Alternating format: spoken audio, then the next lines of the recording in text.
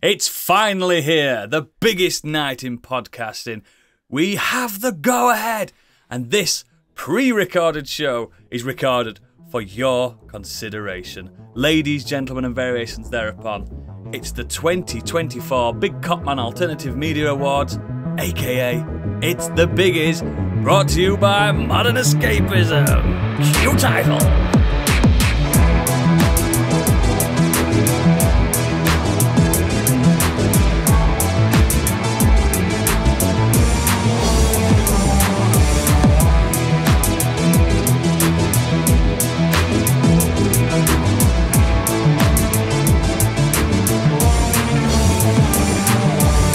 Hello and welcome to the show. I'm just Ken and that's enough. But you can call me Oodles, the master of ceremonies for this star-studded event. The crowd goes wild. Our guests of honour on the show tonight. Oh, what a lineup we've got. EGOT winner, and by EGOT I mean everyone gyrates on them. It's the stunning and effervescent Candy. Hello. Would you like to know what I'm wearing, by the way? Yes, who are you wearing? Comic-Con 2023 collection. Oh, vintage. Thank you.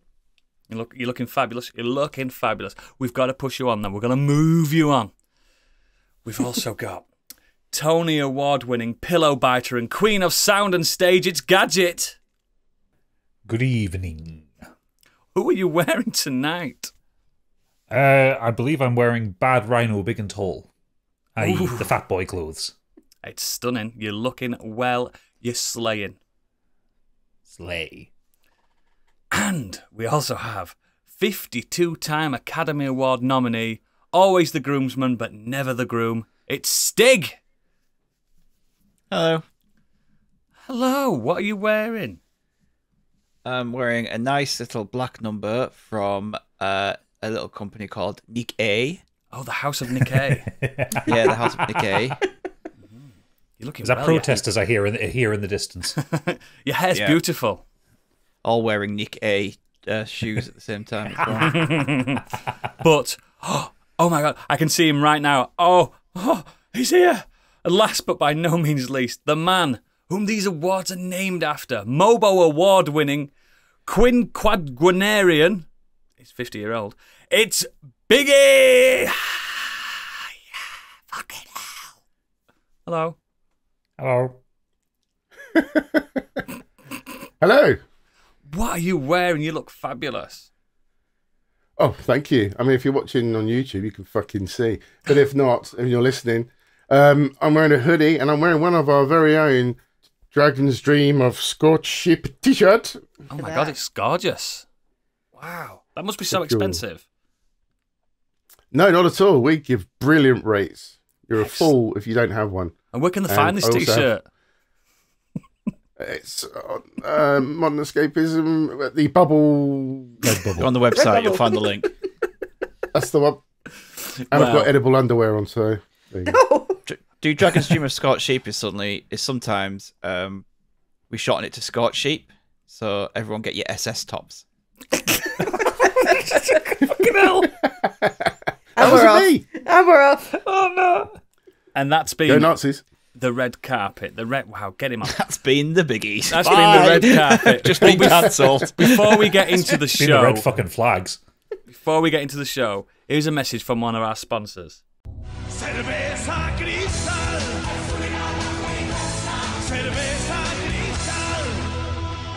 Excellent. We've got a partner for this episode. Brilliant. Also, before we continue, disclaimer, due to solidarity reasons, this year's Biggies is pre-recorded for health and safety reasons and due to lack of funding from patrons. Please enjoy. Now, before the show starts, it wouldn't be a show without knowing what's gone off in the past week. Live from the red carpet, it's Biggie's breaking news. You may already know, but he doesn't, because it's time for Biggie's Breaking News. Try to be best, because you're only a man, and a man's got to learn to take it. Try to believe, though he's going to get rough, that you got to hang tough to make it. History repeats itself. Try and you'll succeed. Never doubt that you're the one and you can have your dreams. You're the biggest around. Nothing's ever gonna keep you down. You're the biggest around. Nothing's ever gonna keep you down. You're the biggest around. Nothing's ever gonna keep you down. Wow. Sensational. Fucking-sational. Wow. Take it away, big man. Well, not only was that epic, Epic Games Store is now tempting devs with 100% revenue on back catalogue as a 6-month exclusivity scheme launches. Today marks the official launch of the company's Epic First Run scheme, described as an opt-in exclusivity program for third-party developers and publishers that promises to boost Epic's usual 88% revenue cut for developers all the way up to 100% if they agree to keep their new game exclusive to the Epic Games Store for the first 6 months of release. How can you make money from that? I was going to say, like, Epic already loses a lot of money by paying a lot of money for exclusives. How does this make them any more money? Are they all getting stoned at their headquarters? Go, let's just, you know what? So just give them all the money back. Fucking Tim Sweeney's clearly off his tits. Like, I don't understand how this works as a business. Does it have banner ads on the store or anything like that? No, it's like any other game store. You know, it's like the PlayStation Store or Steam or anything like that. It's all. They only advertise their own stuff, don't they? Yeah, they advertise what's on there, but. I know we're not obviously representing the world, but have you guys ever bought anything from Epic Store? Yeah, Alan Wake. I don't even know where to get it. A couple of times. Only Alan Wake. I've got. Really? I go on and get the free games, but that's what I mean. So many free games. What they do? I bought. Because every now and again I bought Metro Exodus on there when it came out as well. Yeah, every now and again they give you a £10 voucher for no reason.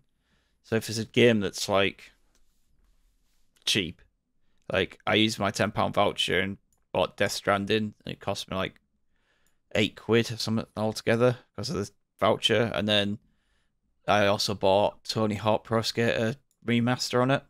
I think that was the only place you could get it. Yeah, it was. Wow, I don't even know where you get it from. I'm assuming Epic.com. Yeah, you just download the launcher like it would Steam. I don't have Steam on my laptop. Yeah, but you know how. I know. It's the same principle, Oodles.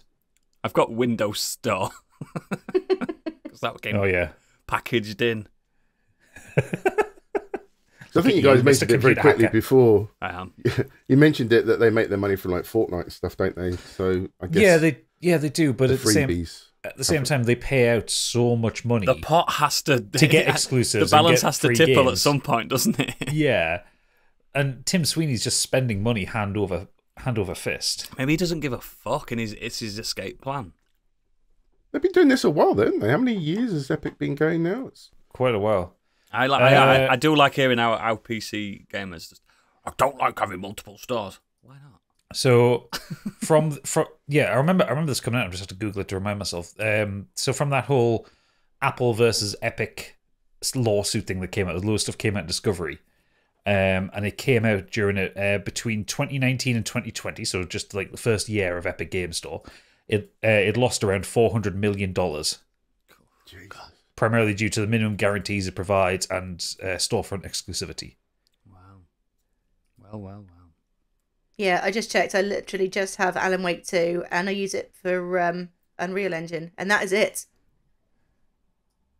How much are you using Unreal Engine for, like? 1% of my life last year. Okay. Interesting. Fuck, it's a bit dull though. Next. Well, if you think that's dull, somebody that is doing it right, Monopoly Go devs have spent more on marketing than it costs to develop The Last of Us 2. The game's huge marketing budget has worked out at bringing in $2 billion revenue in its first 10 months of release. The free-to-play mobile game, Monopoly Go, has been a surprising success story in the mobile space, coming out of 2023's most successful mobile launch with $1 billion in revenue. Developer Scopely revealed in an interview that the game has now brought in over $2 billion in its first 10 months. Who knew that Monopoly had sell? Yeah, and the company has spent an eye-watering $500 million on marketing and user acquisition. This isn't surprising because Monopoly, I'll probably get someone. Actually, I think it's the best-selling board game of all time. I can't remember if it's the best-selling one. It's certainly the most recognizable one. I can't imagine what's like as chess a brand. might have more than Monopoly. I've got a Star Wars Monopoly board somewhere. I've got like Jane Bobopoly. Do you all get like sort of like local monopolies to your local like towns and stuff as well? Because we've got Bristol, and it's like the cover is kind of like D-list Bristol celebs. Yeah, you're right, Oodles. Monopoly sold 275 million copies. Done all right then, hasn't it? Yeah. Although chess is considered the most popular board game in history. It's got to be, but no one owns chess. Mostly because it came back to 600 AD. No one owns the name chess, though, do they? No. It's not Big Chess. Oh, Big Chess are on top of me tonight. It's a conspiracy involving Big Chess. Exactly. Cool. Good for them. Good for Monopoly Go. I will never play it. Next. Same. Max Payne 1 and 2 Remake has the same development budget as Alan Wake 2. Remedy is working with Grand Theft Auto and Red Dead Redemption company Rockstar under a new publishing agreement to remake the first two Max Payne games for PC, PlayStation, Xbox X and S. Remedy is handling development whilst Rockstar is fully financing the project. Good. This is good. If it's got the same development budget as Alan Wake 2, it's going to be fucking gorgeous. Yeah, it's got to be. Oh, and it's using the same game engine, the one used in Control and Alan Wake 2. It's definitely going to be fucking gorgeous. It's going to be insane. It's going to sell well, and I miss a bit of bullet time. I miss it. Don't get it anymore, do you? I miss a bit of the crap noir dialogue. Yeah. Oh, yeah. Oh, so painkillers, my own candy. That kind of stuff. Yeah. Talking to himself. It's so fucking good. The angels wept as I shut him down. Oh, it's so good. Love it. Cool. Next. Get ready for this one, guys. Larian Studios has abandoned Baldur's Gate 3 as they confirm no DLC and no sequel. Larian boss Sven Vinke has announced that they're not doing any major DLC for the game and they're not working on the inevitable sequel, and they're abandoning the Dungeons & Dragons license in its entirety. The next thing will be new in the sense that it's different from the things that we've done before. So different. It will be still familiar enough, but different. He said, whilst the tone, style, way of doing it are for us certainly new and I think very appealing. I would love to talk about it already because I'm very excited about it, but I can't say more because it's new in that sense. It's Icewind Dale. Different. I know that's a D&D franchise. No. I'm surprised people are surprised by this because, like, they said when Baldur's Gate 3 was coming out, like, people were questioning why the level cap is only 12 when D&D goes up to level 20. And they came out and said, well, you can't balance beyond level 12 for a video game because those are kind of godlike powers in D&D. You could just kill the main boss straight away. Well, yeah, like how do you make the wish spell into something that works in game when you can wish for anything? You know, that kind of thing. Yeah. So they always said that it would be capped at level 12, and they said at the time that there probably wouldn't be any expensive DLC. So I'm quite surprised that people are surprised by this. I am. And also people are seeming to think that like Hasbro have fucked Larian around and stuff like that, and like Sven's had to go out and say no, Hasbro and Wizards of the Coast were really good with us. We just don't want to make another D&D game, and that's fine. They've done really good games by themselves for quite a long time. They don't need to do licensed games. So keep Baldur's Gate 3 as it is. Perfect. I agree. They have also said that they're going to keep doing like fixes and like there's some new cutscenes and it's not extra that stuff coming abandoned, to is it. it? No, they're not. They haven't just like down tools and say, right, that's your lot. They're going to keep supporting it. I'm planning on another playthrough of that very soon. Very much. I mean, if Biggie can get going, we can actually do our co-op one. I know. I'm playing it at the minute, mate. Oh. Now he tells us. Now he bloody tells us. Right. You can see on PlayStation, right? Don't check. No, you haven't added me as your friends, I have don't you? spy on you. I am your friend on PlayStation. I can see you on PlayStation. Are you on there? Mate, he never turns his PlayStation on, apart from Helldivers. Rude. Next! GTA 6 could slip as far back as 2026 due to development issues. Probably doesn't surprise anybody. Developer is still aiming to release GTA 6 in the spring 2025 window, but Kotaku sources claim work on the game is now falling behind, which could cause a delay to the end of next year. Pushing the title back to 2026 is also on the table and is seen as an emergency option. Wasn't 5 delayed? Several times, yeah. Yeah. That's why they kept re-releasing it for 10 years. Yeah, 4 were delayed as well. Like, it's fine. Delay it, make it good when it comes out. Yeah, okay. I've never pissed off with delays. You get that little twang it back here like, oh, I'm going to have to wait a bit longer. But at least it'll be good.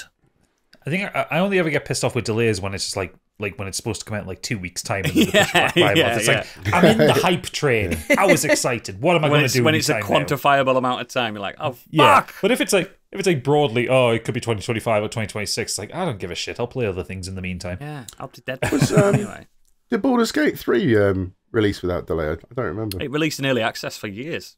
It was in early access for about 4 years, and it was supposed to come out in the spring, and they moved it back to September, and then they moved it forward to the August because they actually got ahead of the time. So it was delayed like once, I think. But people were playing it anyway because they had early access.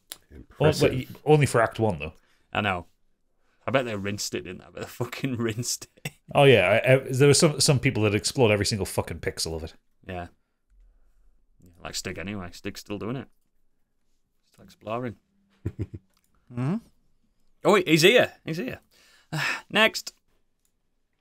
Will Smith video game was such a flop. It came out a year ago and no one noticed. What? A zombie survival game starring Will Smith, you probably didn't know existed, has been a huge flop for Tencent, according to a new report.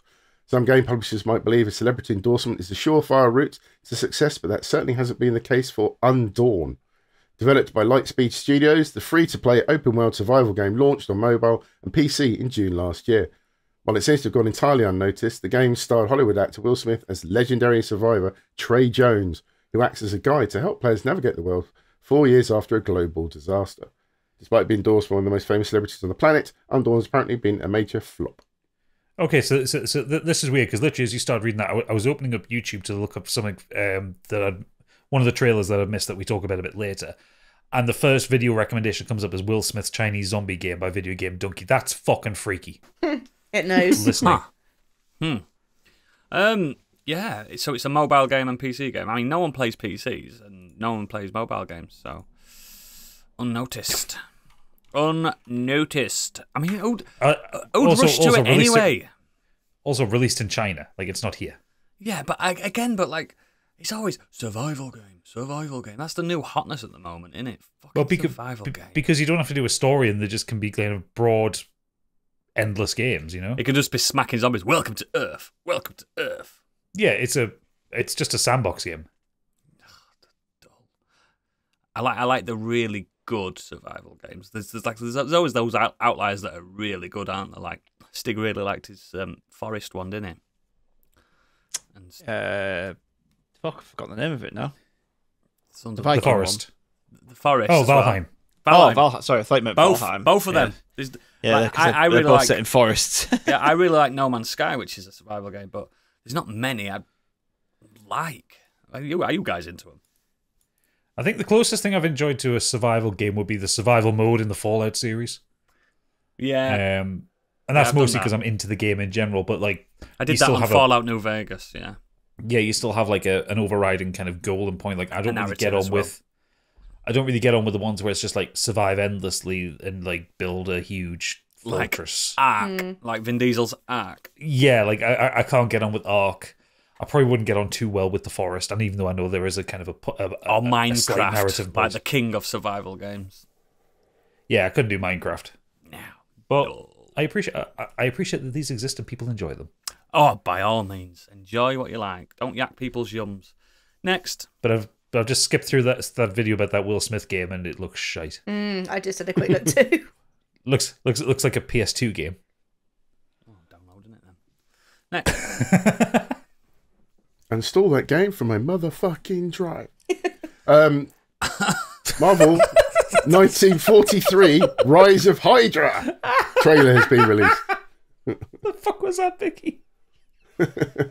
Keep my name out of your mouth. That's it. That was the trailer I was just watching. Actually, Marvel 1943 Rise of Hydra looks fucking banging. That's like first proper Unreal 5 looking game. It looks really good. Yeah, Tekken 8 that. Tekken 8, yeah. Tekken 8 looks amazing. Yeah, but at least this one, even though the Captain America costume is still very similar to the MCU one, he doesn't come across as a Wish.com version like the Avengers game. He comes across as he looks like he's got his own character, his own. Yeah, exactly. Yeah, which is very important. It's very important for these games where they can't use the likeness of those actors to make sure that the characters have their own character. They're distinct, and everyone's aren't looking they? at them. That's why I like the Guardians of the Galaxy Star-Lord. Yeah, exactly. Great looking guy. Other than Groot and Rocket, which to be honest you can't really change do them anything up that much. Yeah. The rest of them all had their own kind of identity, which differentiated them from the MCU. Yeah, that was definitely one of the biggest problems with Marvel's Avengers, which was that they were trying. They tried to make them close enough to the MCU actors that they couldn't get sued. I'm laughing so much because I'm thinking about Bruce Banner in it again. I really like the design for Black Panther in it as well. Yeah, he's the T'Chaka one. I don't know what is it, T'Chaka rather than T'Challa. Yeah. Yeah, T'Challa would have been born. No, it's T'Chaka because he's got a cape. He's got a cape. Right. But I really like the design of him. And again, taking like the MCU suit design, but then changing it enough that it's interesting. Yeah. It's also my favourite era of Captain America, punching Nazis. I mean, who doesn't want to punch Nazis? The thing that bugs me about that era of Marvel with Captain America and them using a Black Panther is Wakanda kind of let World War II happen. Yeah, famously in the books as well. They were very isolationists. Yeah. I don't know why. It's just a weird thing that's they're always going to have to explain that one, aren't they? Yeah. I mean, the thing is, Switzerland let World War II happen as well, so you know. Yes, but Switzerland weren't powered by powered by an alien fucking technology, which could have stopped it in an instant. Powered by cheese and chocolate. I know, but there is a thing as like staunch neutrality. Yeah, but they were neutral, and Wakanda were. We don't want anyone to. They were North Korea, mate, and know what we want that we have. I mean, I tell you what, though, I followed Amy Hennig since Soul Reaver, and I love. Oh, is this Amy Hennig's new game? Yeah. I love her storytelling. I love her storytelling massively because she writes the most Uncharted fucking games are great. She's just really, really good at writing a script and getting characters' emotions and stuff. Like even though she writes games like they're films. Like she knows how to somehow write manages like that. to make you like Nathan Drake, even though he's murdered 5,000 people. She still manages to like Ludo narrative. You're rooting for him somehow. The Ludo narrative shit that everyone likes to say, where you've just pretend he didn't kill 5,000 people. He's a lovable guy. He's not a murderer. He's a lovable rogue with a heavy body count. Heavy as fuck. He's like the Doomslayer, but humans.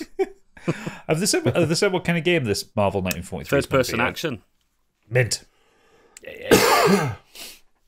I'm up for it. I want to punch some Nazis. Yeah, so do I. I mean, I can't wait. Like throwing your shield at them and to bounce back and throw it at another and bounce back, bang, bang, bang, bang, bang, bang. Maybe we're about to enter a really solid phase of Nazi punching games because we're going to get Indiana Jones. There'll be some Nazi punching in that. There definitely will be. So if we can get a new Wolfenstein game out soon as well. Yeah.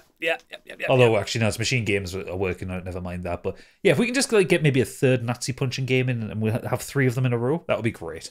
Yeah, I agree. I'm always up for it. Always up for it. So I'm looking forward to that. Next. Speaking of trailers, we've now had a trailer. Film and TV. We've had a trailer for The Acolyte. And here are some of the details of the Star Wars universe. Set 100 years before the Phantom Menace. Excuse me. Didn't use the volume VFX at all during filming. Narratively similar to Andor. 8 episodes. Episodes run around 30 minutes. Pitched as a multi-season show. Incorporates EU Legends lore. It's funny how like the volume was this big thing that they were touting as being the next generation of filmmaking, and now this is that soundstage thing they made. Yeah, the big huge one. Yeah, now I mean it worked well with The Mandalorian, but I think it's something that you have to know what you're doing with it, and it's not just a thing where go use the volume, because if you're not using it properly, then you can tell it's They used it for Not poor great. things, didn't they? Don't know, did they? Yeah. I read it. I've been IMDb-ing that film because I watched it. It's not easy technology to use. You've got it, and the reason why it works so well with The Mandalorian is that Jon Favreau, the director, he had a hand in building it, so he knew it inside out. He's also an incredible director. He is an incredible director and a tech nerd. So like, Yeah. he managed to do the best. The Acolyte is going to get fucking review bombed to shit because Girl. one of the minor characters in it is Abigail Thorne, who's a YouTuber for Philosophy Tube, who's trans. Fuck off. Not in my Star Wars. Well, it's the first trans woman in Star Wars, and also the first Geordie. Good. From World's I'm End. if it's his first time listening to this podcast, I was being ironic and daft. Also, I think the lead is a woman. So The yeah, lead, the lead is a woman, and well. but also Can't Abigail Is that a Thorne. Star lightsaber in your Wars. pocket, or are you just pleased? We to all see know midichlorians prefer men.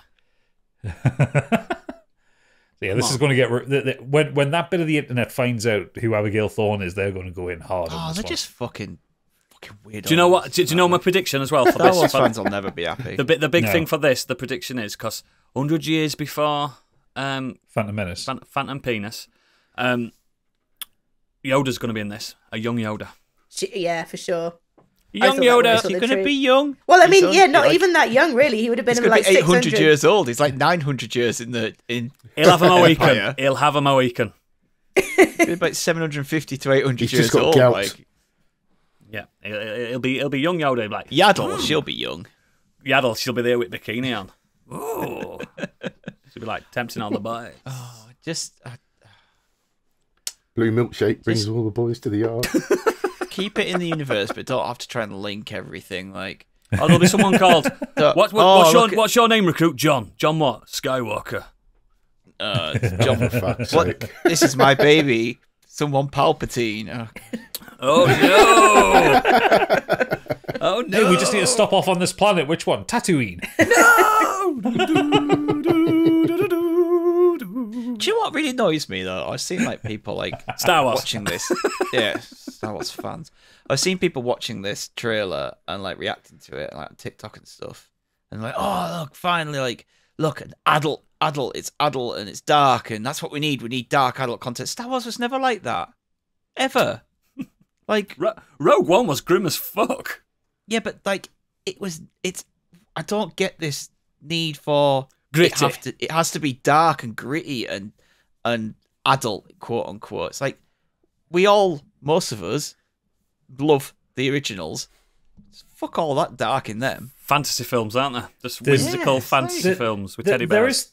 there is some dark stuff in the original trilogy, but it's Like, all not like implicit. what I'm talking about. Yeah. Like that they want to see. Yeah, like, we real know fucking- Jabba's got slave women. We don't talk Yeah. about it. We Yeah. ignore it. We know what the empire. We know the empire is fucking evil and it's blowing yeah, up planets. we don't talk But about it's done it. in it's done in that like kind of fantasy element where it's like, How can they be evil? They wear white. yeah, but you don't really. Even though it is Nazis, when you're watching it, It's you in- don't really it's in equate pla- it to Nazis. Whereas the people now, they want this show to be all like, I want to see them be evil, like properly evil, and dragging Yeah. people into the streets and executing in front of people. So that's not fucking Star Wars. It's not Star Wars. No. Not my Star Wars.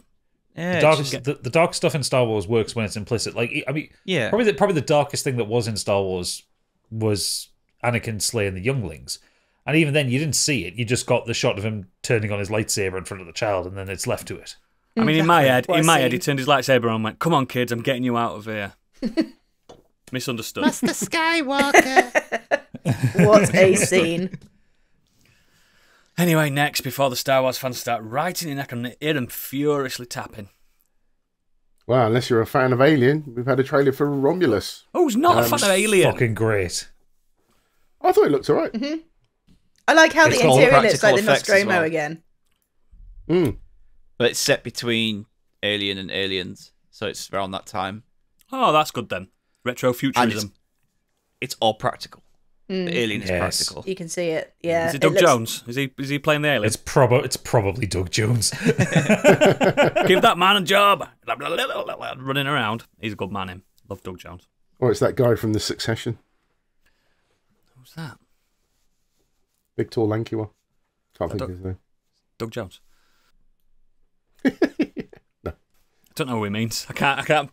I've seen all Succession and I still don't know who he means. Big Young lad. Tom. No, Greg. Greg. Oh, he wouldn't fit in a xenomorph costume. He would. He's total lanky. Imagine Greg's a xenomorph. How Have you awkward it'd be, seen like, Doug He's Jones? the awkward alien. Have you me seen and Doug you Jones here out of on this makeup? ship together? This is just fate, and I'm just gonna put my mouth in your mouth right now. Like, Make some Gregs to make a tomelet. They are. It's my favourite line in the whole show. Next. This trailer is also released for the Penguin TV show. I liked it. bang it. I liked it. I like Colin Farrell. I like it. I like how hard it is to make him look ugly. Yeah. Put some effort into it. Be uglier, Colin. Fuck's sake. Beetlejuice. Yep. I think it's got the vibe. It's got the essence. That's know going to what be stop annoys me motion about- as well. Stop motion scenes rather than special effects. I really hope Danny Elfman's coming back to do the music for that. Oh, of course. Yeah, of They're course. using all his surely. original track, and he said something like original remasters, and they're using all his stuff. I think he looks great, Michael Keaton. Yeah. Of course he does. Of course He has so much fun doing Beetlejuice as well. That's like pure Keaton. I mean, who wouldn't have fun playing that character? He's fucking insane. And he's only in the original film for about 15 minutes, and he still steals the show. Definitely wasn't enough Beetlejuice in the first Beetlejuice. No, there is in the show, in the That's the cartoon. best thing Do you remember about the it. cartoon? Yeah. Also banging. He is the best thing about about it. it. It's not There's a overused. cartoon. Yeah, that is the best thing about it. He's only in it sparingly. It's the same principle that there's only like 30 minutes of the genie in Aladdin. Yeah, he's not in it much, is he? No. The only thing that annoys me about that trailer is that they always have to do this, and it's the same with like Zack Snyder trailers, like from the mind of Tim Burton. It's like it just sounds so pretentious. From the mind of Tim Burton's stockholders. Yeah, That's what he should have said. like if it's not Tim Burton directing, fine, I get that. It's kind of like Tim Burton presents, but it's like it's his film, he's directing. It's like Yeah, this is from it's all him. It's like when Zack Snyder put Stig, it's from his visionary mind. visionary director Zack Snyder. It's like you're directing this. You're the Like, one putting who this wrote that on the together. trailer. You've decided to call yourself a visionary director. Created, developed, the arse of envisioned Hideo by Kojima. Hideo Kojima. That's what I was just about to do. Yeah, I love it when he Well, puts envisioned. Fuck off! I will say, just going back to the trailer quickly, it's really nice to see Catherine O'Hara back in it as well. She was also great in the original film, but then I just love her. so Winona much. Ryder looks great, and the young Wednesday Addams girl, she looks like Winona Ryder's kid, so it's gonna be all right. I don't know what at least that it killed girl's Jeffrey called. Jones' character off. Oh god, yeah. Ooh, ooh. Oh dear. Yeah, cool. Next. Second trailer for Furiosa, the Mad Max spin-off. Yeah, I'm fine with that. Good. Yeah. I love the first one. Love it a lot. Love it muchly. So, yeah, and I like Anya Taylor-Joy. Why not? Let's fucking go. Furiosa, baby. Next. The Fall Guys. The Fall Guy. You mean? Fall Guys. Isn't it called The Fall Guy? Isn't it about It's the stunt the Fall coordinator? Guy. The one. Yeah. Yeah, But I from the also old would show. watch a Fall Guys film. Fall Guys is those little fucking things, isn't it? Yeah, I'd watch the that little too. coffee beans. It is No, Fall it's Guy. Am I confused? Is it Fall Guy? It's the Fall Guy. I put guys by mistake. Ah. Yeah, Ryan Gosling. The stunt team one. Yeah. It looks, I remember looks the really original fun. show. Good. I'm into this. Yeah, good cast. Good. Looks fun. Yep. More Yeah. Ryan Gosling. I like Ryan Gosling. Big fan. Good looking bloke. Next.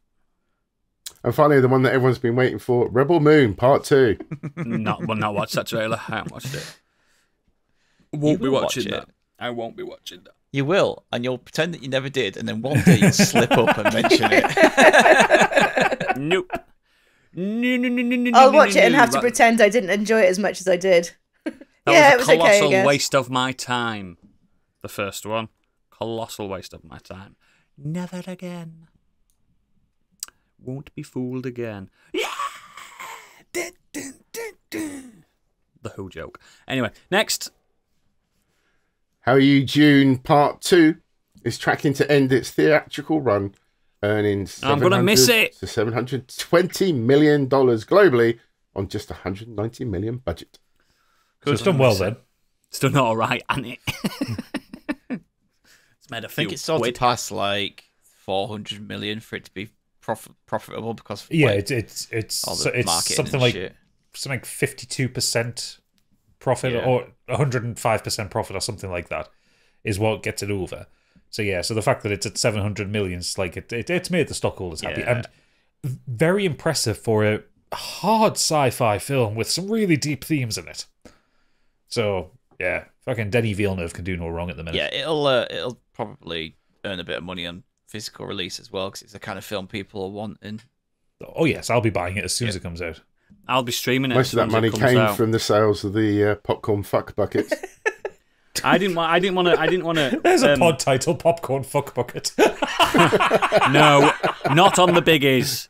I didn't want to ruin my experience because I watched June Part 1 in bed, so I'm going to watch June Part 2 in bed. Go to the fucking cinema, you dickhead. No, too far away. Yeah. No thanks. I have to do a fucking sand dance to get to the cinema. It takes piss. It's lethal round here. Deadly. Rude. Next. Is an interesting one. Barbie's Margot Robbie is to produce the Sims movie adaptation. This could be clever. Involves her production company to be helmed and co-written by Loki director Kate Herron. Ooh. And the Sims publisher, unfortunately, EA, is also involved in this project, helping a creative and producing Need capacity. for Speed was a good film. It wasn't. It wasn't a good film at all. But this could be clever. This could be I don't know, like a Truman Show critique. I was going to say that they could actually do a fairly similar thing to what the Barbie film did. Yes, this could be clever. Like, they don't know their Sims.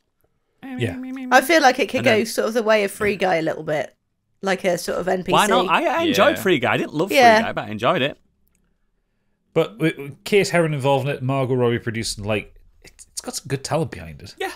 She'll probably star in it as well. Do you think it's going to be the infamous Goth family? Because you can always be the Goths in Sims, can't you? They're always the neighbour. I wonder if they're going to have like problem with like noise complaints with the herbs next door. Yeah, the herbs. Yeah. All I want to see the urban ones is a scene of someone in a swimming pool and ladders disappear. The ladder disappears, and they can't figure out how to get out. Just getting bricks in. Do you know what a bit There's bravest a pile of thing waste for this with the flies buzzing around it that they can't get rid of? I was thinking about this film since I heard about it. The bravest thing they could do, and if they don't do it, I'll be severely disappointed. The whole film is in Simlish with subtitles. Could be. Yeah. I would like them to do the whole thing like you see one of them like kind of walk into the bathroom, then you get like the fuzz covers them, like the blur covers them. Yeah. Or when they're changing clothes to do the jump and spin. I think it will start in Simlish. That's in Simlish, and it'll do that thing where it transitions. So and we don't notice it's happening, and then they start speaking. Yeah, English. they start to speak both English and Simlish together, and it gradually changes. Eventually, then they start speaking English, as if we've translated it as a listener, as a watcher. Yeah, that'd be funny. Yeah.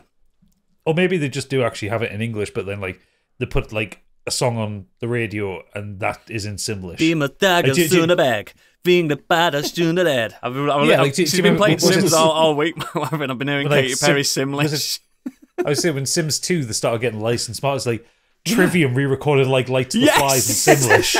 Paramore did Misery Business in Simlish and stuff like that. It's a fucking mental. Last floating day, have a cinder slam and blow. I used to I used to upload my MP3s into the actual music file. You could, couldn't you? Yeah, you could. Yeah. So when you put the radio on, I could get them like dancing around to heavy metal. Can't do that on PS4 version. I didn't know you could do that. Yeah, you could. Of course you could, yeah.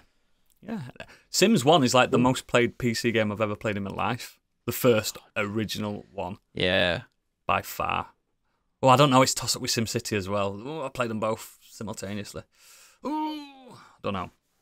I wonder how I can get them stats from my Windows 98 or ME computer. Probably not, no. Next. Insiders privy to filming and early versions of Todd Phillips' Joker Folie à Deux tell Variety the movie leans heavily towards being, you heard, mostly a jukebox musical, as it integrates at least 15 reinterpretations of very well-known songs. I'm up for that. One is said to be That's Entertainment for the 1953 musical The Bandwagon, famously associated with Judy Garland. I'm disappointed by this. I am too. I'm drastically less excited. I'm disappointed it's not original music, because it's not original music. You wanted it original songs, music. yeah.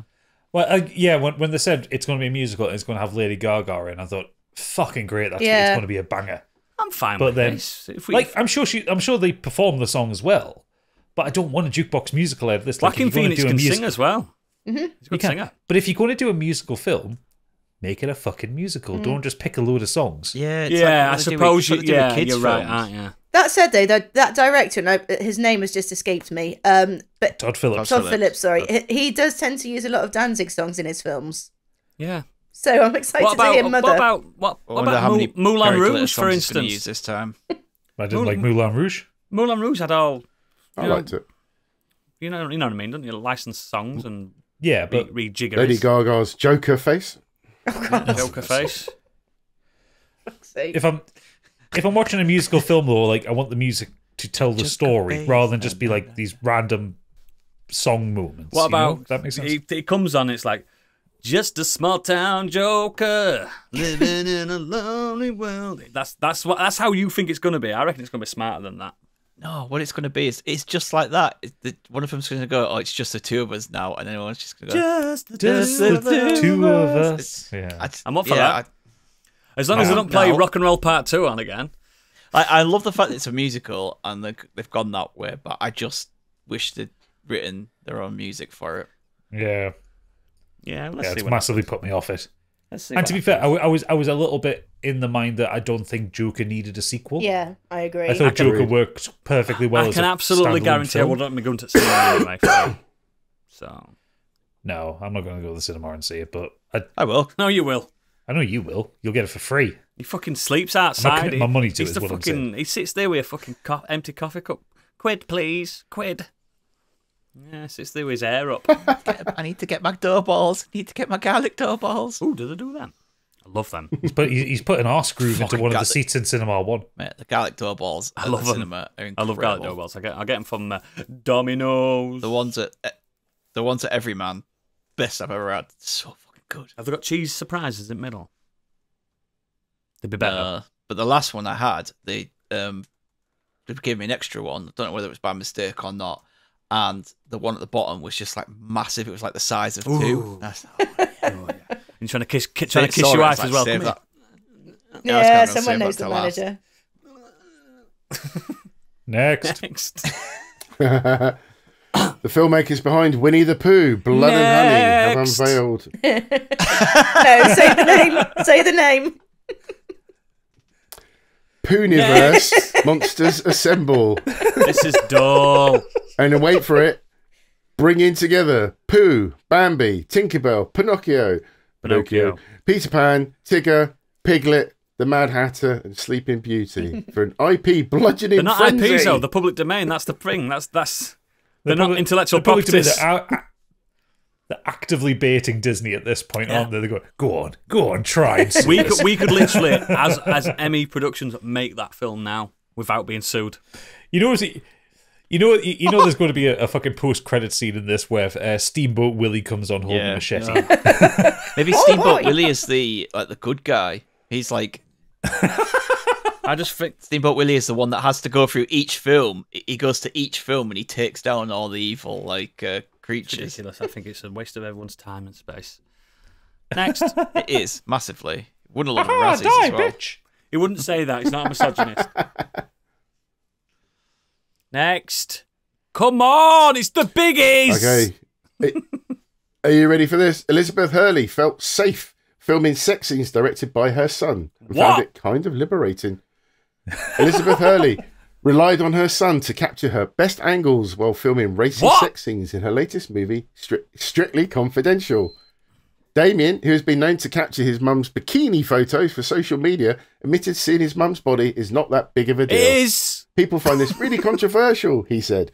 We're in the business, show business. has been a fundamental part of my entire life. So for us, it's not just a thing. It's just part of business. She takes my photos. I take her photos. I'll tell you right now, a child is only supposed to see... Go on, sorry. I put this news story in specifically for the look on Oodles' face right now. A child is only supposed to see the mother's fanny once when they're coming out of it. That's it. That is it. And if you're cesarean, you don't even get it at all. This is fucked up. I don't care. Show business. Fuck off. It's disgusting. Yeah. Honestly, it would have been easy. He should have just called me. I'd have done it. We're not related. Yeah, but you only had so much time on the production budget, though, Stig, and you're too much of a Stig's demands are too high. You need more moisture there, Liz, love. I'm just going to apply a little bit more moisture. Sorry, that were crude of me. It's creepy. It's fucked up. How old's her son? It is 20s. He's like 24 or something like that. You shouldn't be seeing your mum's ass and stuff and tits. And you shouldn't. No. You shouldn't. Even if your mum's Liz Hurley? I don't care if your mum were fucking... I can't even think of anyone hot because she's hot anyway. I don't care if your mum were Kate Beckinsale. You still... No, it's not happening. It's not happening. Well, apparently it's happening to this might lot. be one of my first teenage I love Liz Hurley Bedazzled. so much. Bedazzled, wasn't it? Austin Powers. Austin Powers. Yeah. Oh. Even if she was my mum, I'd be like, sorry, I can't, mum. I can't look at you, mum. I can't. Beautiful and talented. No, he's fucking rotten. And far too comfortable with us. Rotten. Come on, son, get in bed with me. It's all right. It's showbiz. Fuck off. Next. Rotter. Finally over to the Weird World Web. That's not the Weird World Web. Two here for you. Nope. I'd put it in there for Weird World Web. I was It surprised nearly made it, didn't but make I've got two other great ones here as well. They're very quick. First one was from our lovely Angry Cat. An elderly couple who got lost in Manchester ended up driving around the city for 10 hours. Police came to the aid of the pair who had driven to Manchester from Wales and had been reported as lost. They were spotted on the M60 and eventually stopped to the M62. The driver was said to be confused. Is it a big place to drive around? Yeah, Manchester's pretty big, but not for 10 hours. Not big enough that you would get confused and turn around for 10 hours. Can they not read? It's like that scene in Alan Partridge, isn't it? Yeah, it is. Yeah, it's getting lost on Ring Road. It just reminds me of all I thought of was vacation with them just going around the European vacation with them stuck on the roundabout. I mean, is there not signs on the a couple of bits of the ring motorway? road that aren't pleasant. Yeah, no, the problem is the ring road around Manchester is a little bit unpleasant. Can't be as bad as Leeds. And It can't be as bad as Leeds. Oh no, Leeds ring road is absolutely hellscape, isn't innit? Fucking horrendous. I mean, Leeds is a hellscape in general, but yes, that particular ring road bit of it. I mean, I used to work for DWP, and the DWP building right in the middle of the ring road was the worst place to drive to when I had My to old visit that stomping office. ground were Leeds, and I used to be like, some of my mates that drove like, come pick me up in Leeds. We're like, fuck off. The centre of Leeds is a nightmare because it's all one. It's there's one-way like system. not happening. So if you miss your turn off, you're like, fuck's sake, you have to go all the way back. I used to have to meet round. him at Chuffin Ellen Road and stuff. Do you know, way out of Leeds, like a nice landmark that you can see. Fucking hell, they were like, fuck, I am not coming to pick you up from Corn Exchange. It's not happening. It's not fucking happening. Shite. 10 hours though. You'd pull up at a fucking lay-by or something. You could have gone up and down the country in that time.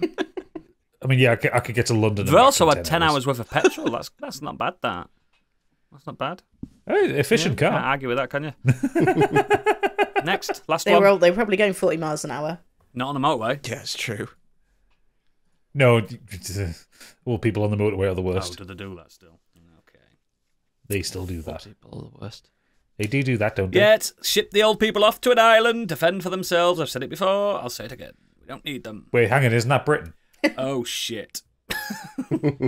Next. Here's to the final one. Thanks to Stig for this one. Mortifying moment. Woman bears all at funeral as she showers during Zoom live stream. Nice. A mum of two has been left mortified after accidentally leaving her camera on during a live stream of a funeral and broadcasting herself completely nude to other mourners. The Zoom call had been set up so those who couldn't attend the service in North London could watch from home. When the 48-year-old businesswoman tuned into the funeral held for a dad of three who died from cancer, she didn't realise her camera was active. Why did you laugh at that sentence? Because it's that bad. It's so awful. Okay. And she then proceeded to have a shower in full view of the rest of the bereaved who were also watching via the live stream. And she was also seen shaving downstairs. At least she's looking after herself. Well, yeah. I don't know. How? Just enlighten me. How is a shower in the same room as a funeral parlour? She was obviously watching. They placed it there. Laptop or something on. Oh, so it was so she could see We it. had it at my Uncle Bob's she could see it funeral. while she was getting ready. We had some of my relatives on laptops. Uncle Bob's. The worst part is the last line of this. They added, the woman turned up at the wake with no idea what happened. So she's just fucking broadcast herself shaving downstairs. And she's arrived at the wake. Yep. And there's a great photo that someone's taken of this happening on WhatsApp. And there's this couple at the bottom of the screen who are clearly upset and looking completely morose. Two of them sitting next to each other staring at the screen. Do you guys do what I do? I mean, it don't count for you PC users, but when I've been on a laptop, I close it. I'm done with it. I mean, my work laptop was always closed. So Yeah. I've finished. Now, I don't have it pointing at a shower either. It's not something I... No, also, I turn would... it off like when I'm not using it. I turn my computer I think off she when meant I'm to do not it. using She meant to do it. Guilty. I masturbate in a different room. Mm. How dare you? This is my laptop room, not my masturbation room. Did you see I'm masturbating right now? I wondered why you were quiet. Yeah. Stop it! Oh, fuck off. It's the Biggies, how dare you! Speaking of which, it's time to start the main show. We don't do Nexus on Biggies nights, so if you want to find out if we've been doing it this week, you're going to have to pay for it and get us in green room. It's time for the Biggies. If you don't know, if it's the first time, this is the alternative awards that we do every year. This year's a bit late because of solidarity again for our brothers and sisters out there fighting the good fight. So we've done it later. All we do is we make his own categories up, we make his own winners up, and we just have a good time. Have a good time. And I think to start, go on. Sorry, what are you saying? I've been sent a message here. Oh, really? Oh. Yeah. Hang on. It's a video message. You'll have to go. Oh. You'll have to go and. Is it? Who could this be? Oh. Hello, ladies and gentlemen. Fuck me, what's that? Would you like to play a game? What the fuck's that? A game of what deserved an award, what was snubbed, and what's excellent and deserves to be recognized for being so. Well, if that's the case, you've come to the right place.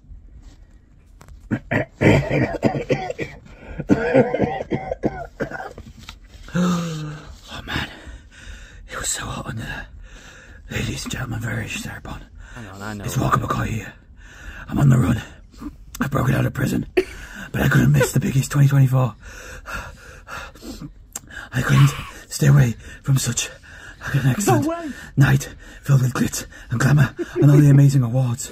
Unfortunately, I can't be on the red carpet this year, but I'm here in spirit with this video message. So, congratulations to all nominations, and congratulations to everyone who wins an award tonight. You fully deserved everything.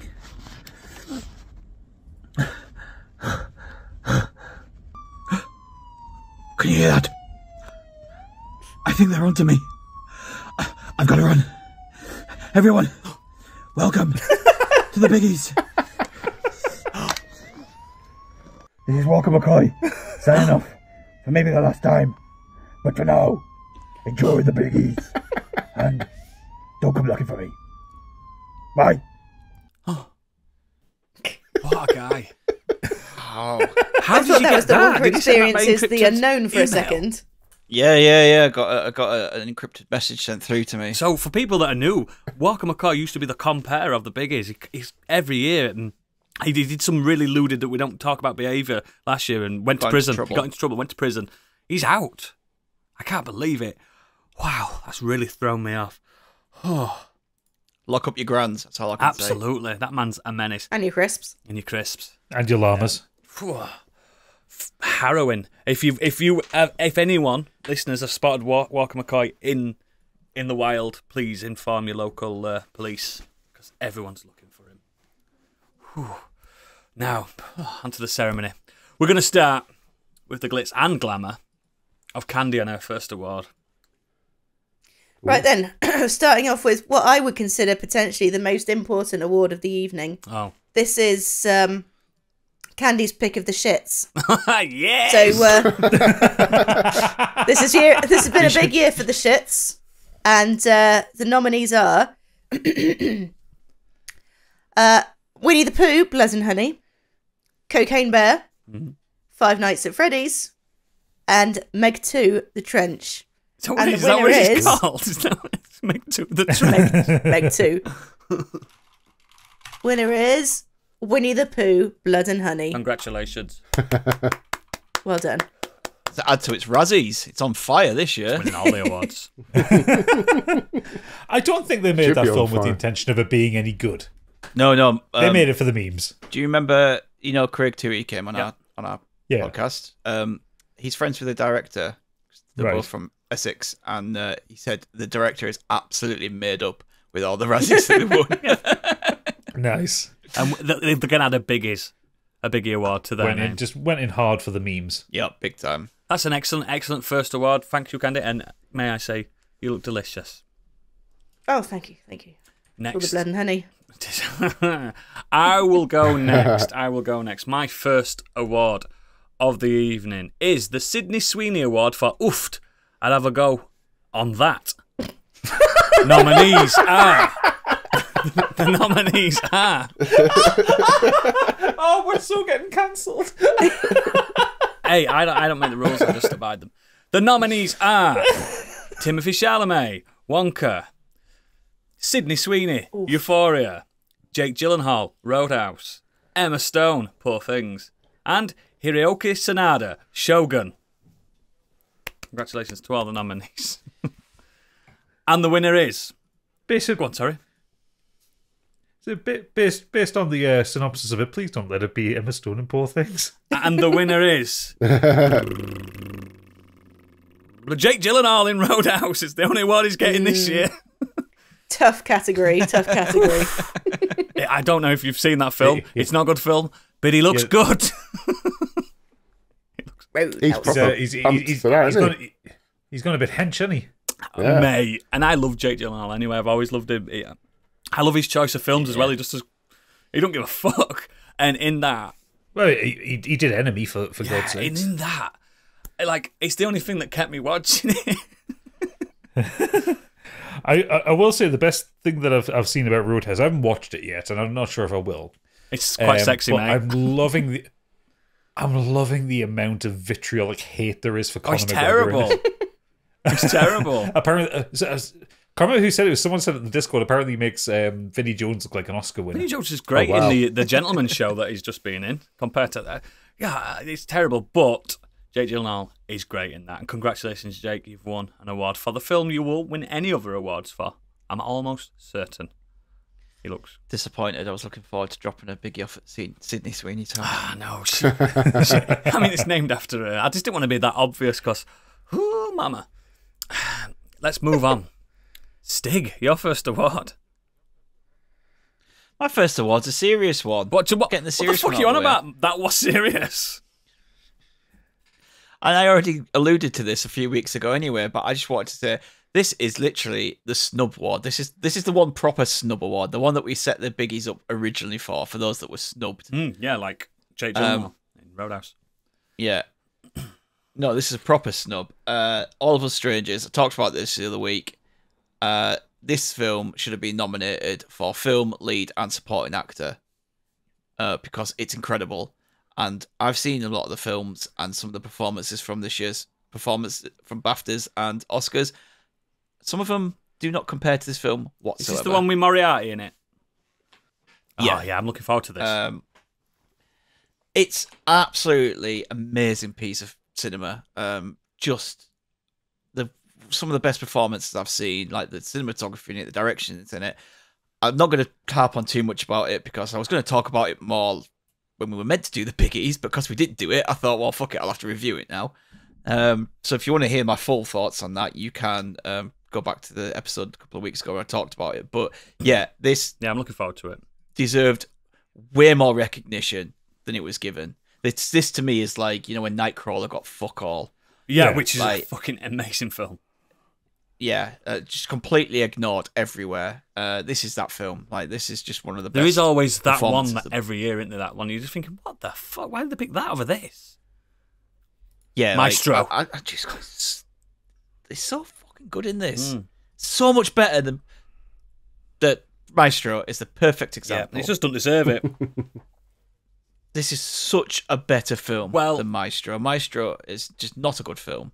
I really want to watch all of the stages, but I also am very aware that I have only a limited amount of fluids in my body. Crier, and I may end up dehydrated from crying. Oh, yeah. I'm going to watch it this week. To be in the right mental state for it. The thing is, now they have won the best. That film has won the best award, a Biggie, and we will be sending that to them momentarily. Excellent, brilliant, serious, cinephile answer there, Stig. I'm into it. Gadget. That's the only one. Well, I have my singular serious one as well for this one. So I want. This is the award for underappreciated game of 2023. So these are games that were reviewed well but didn't really win any awards. And so the nominees are Deliver Us Mars, System Shock remake, Armored Core 6: Fires of Rubicon, Amnesia: The Bunker, and Wild Hearts. Yeah, solid. And the winner is Armored Core 6: Fires of Rubicon. Of course it is. So this game was it was my third top game of 2023 after Baldur's Gate 3 and Alan Wake 2, which both won lots of awards. At the Game Awards, Armored Core 6 won Best Action Game, which was the only one it was nominated for, and it thoroughly deserved it. But it also deserved a lot more. It deserved a lot more, basically, because it was music. It deserved music. It deserved narrative, art design. Like, the game is a wonderful game.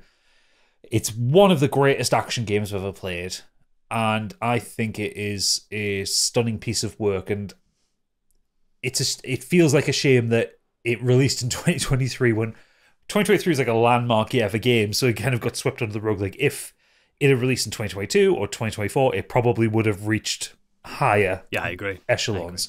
So it's very underappreciated, but it's an excellent game, and it's one that if you like 10 story-tall robots knocking the shit out of each other, you should all play.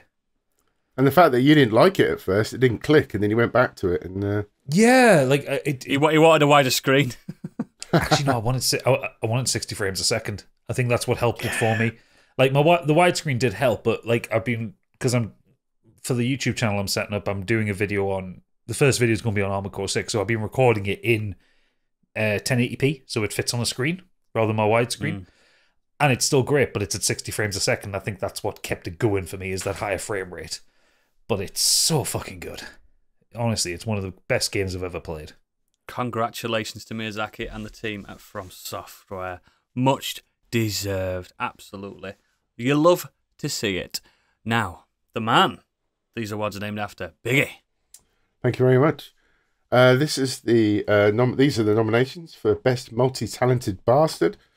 The names are Gadget, Planty, Deadbeat Punk, Candy Machine, and That F King Guy. Now, it's a tough call between them all, but I think... All right, Stig, don't worry about it. Have a look. I feel like I don't do about... No, fuck off. Fuck you. Snubs. Absolutely snubbed. We've been snubbed. Absolutely snubbed here. We've been snubbed by his other fucking boyfriend. And the winner is Candy Machine. Yeah! And she has won this for not... Is that your first That's my first Biggie. For not only being an incredible tattooist, thank you, decorator, artist, and now model maker. And lover. And the output that she's been just delivering recently on, if you haven't check out her YouTube. Yeah, but her attendance has been shite. It's just incredible. She seems to have just unlimited talent. It's incredible, and I think she thoroughly deserves Spinning it. too many plates, if you ask me. I'm joking. She already Much won this deserved. award, and then she was so kind to send me a gift for my birthday as well. She is that awesome. It wasn't a bribe. It wasn't a bribe. Hang on. Bribe. Hang on. It wasn't a bribe. It wasn't the nominations and the voting was already in. Oh, well, I never... Can I Wow. make a speech? Bullshit. It's Guitar You can. 22. I'm complete... 22 all over again. And now, coming onto the stage, award winner, Candy Machine. Well, can I just say thank you for my award? And I never... This is a real shock. I'm sorry. You're going to have to give me a moment. I'd like to thank my cat. Am I being orchestrated off? You've been played up. You've been played off. Fuck me. Thank you for this, Biggie. Thank you. Cheers. Yeah, And cheers. through the art of virtuality, Oh. here we go. Thanks. Not winning any awards for acting, that's for sure. I will say Candy's output has been fantastic. The Seventh. as ever. Candy's doing these builds because she knows I have the interest in doing YouTube. I've been stuff building as well. Gundams all year. She'll text me like pictures of like what progress that she's making, and if you go through our text history now, there is just lots of me telling her, "You're a bastard. I hate you. You talented twat." Stig, you've been snubbed for all them lovely dinners you've been posting. I know. Animals, mate. I wasn't even nominated. Hello. Anyway. You were didn't given out nominate the award. yourself. Yeah. Genuinely, Anyway, thank you. let's That's move really on. incredible. Cheers. Thank you. She's crying. Deserved. Let's move on to award winner, Candy, for your next award. Well, last silly one then before we move on to the serious ones, and this is best song from media presented by Imagine Dragons. The nominees. That's a great. The nominees are "Stay With Me" by Ghost from Insidious: The Red Door, "Children of the Sky" by Imagine Dragons from Starfield, "Herald of Darkness," Old Gods of Asgard, Alan Wake 2, and if you'll bear with me a moment, and the winner is Herald of Darkness, Old Gods of Asgard, Alan Wake 2. I mean, come on, there is no competition. I mean, show me the champion of light. Absolutely. I'll show you the Herald of Darkness. What a banging moment in any game ever created. One of those moments that caught me. Don't spoil it entirely- too much, though. One of those moments that caught me entirely by surprise, and might be one of my favorite things in any game of all time. It's definitely up there. And Like Remedy have always done fun things with music, and then just that entire sequence was just incredible. and a sub award to Sam Lake's hair, because there's a lot of power in that hair. Yeah. I think. Yeah, I do. I agree. It's nice to see a man of like middle age with loads of hair. Excellent. Thank you very much. Now back to me for my next award. This award is the award for best surprise for me. And the nominees and the nominees are the iPhone 15, pleasantly surprised by that one. Baldur's Gate 3, Stig beating Dragon Quest 11, and me liking the Harry Potter franchise. And the winner is Stig beating Dragon Quest 11. Yeah. Come to the stage. Come to the stage. He's won an award. And he's here tonight. Stig, who beat Dragon Quest 11. Oh no, I'm trying to get my biggie and stuff's falling off the shelves. He tripped over someone's table on the way up to the stage. He tripped up on the stage because of his dress. His dress is too long. Got my biggie right here. Anything you want to say? Just thank you, darlings. Can you just let the listeners know how long it took you to beat said game? 103 hours. Come on, round of applause. Very good, very good. 103 hours. The surprise. Well spent. Absolutely. Absolute amazing. surprise for me this year, and it was a treat to be on that journey with you, mate. Yeah. It was same with Biggie the other year. Exactly the same. It's lovely when people get into my favourite thing. When And you embraced it. Gadget talk about like Candy, yeah, she texted me and everything. That's basically what I did with Oodles. Like every major progression, I was just like sending him screenshots of the game. Yeah, he was wonderful. I got play, and I talk about a man out of his comfort zone. Big style, and he just it kind of by the end, beginning of this year, it just sucked your life, didn't it? Yeah, I started playing it over Christmas, and then I just thought, fuck it, I'm going to carry on. Just a quick question about that. Are you now a little bit more into RPGs because of that? No. Oh. I think it's the specifics of that particular game. I always liked RPGs. Just depends what it's. It just depends what systems there are and stuff. Yeah. And the story and the characters and the art design. I don't there's loads of factors. Yeah, I don't like the systems and the kind of stuff going on, like say Persona. But yeah, neither do I. Excellent. Stig, your next award, please. Well, I thought I'd done with the serious ones, but actually this one's quite serious. It's not quite serious. It's just normal. I was thinking about this the other day, and I was having a conversation with a friend about a film. Someone said, "Have you seen this film?"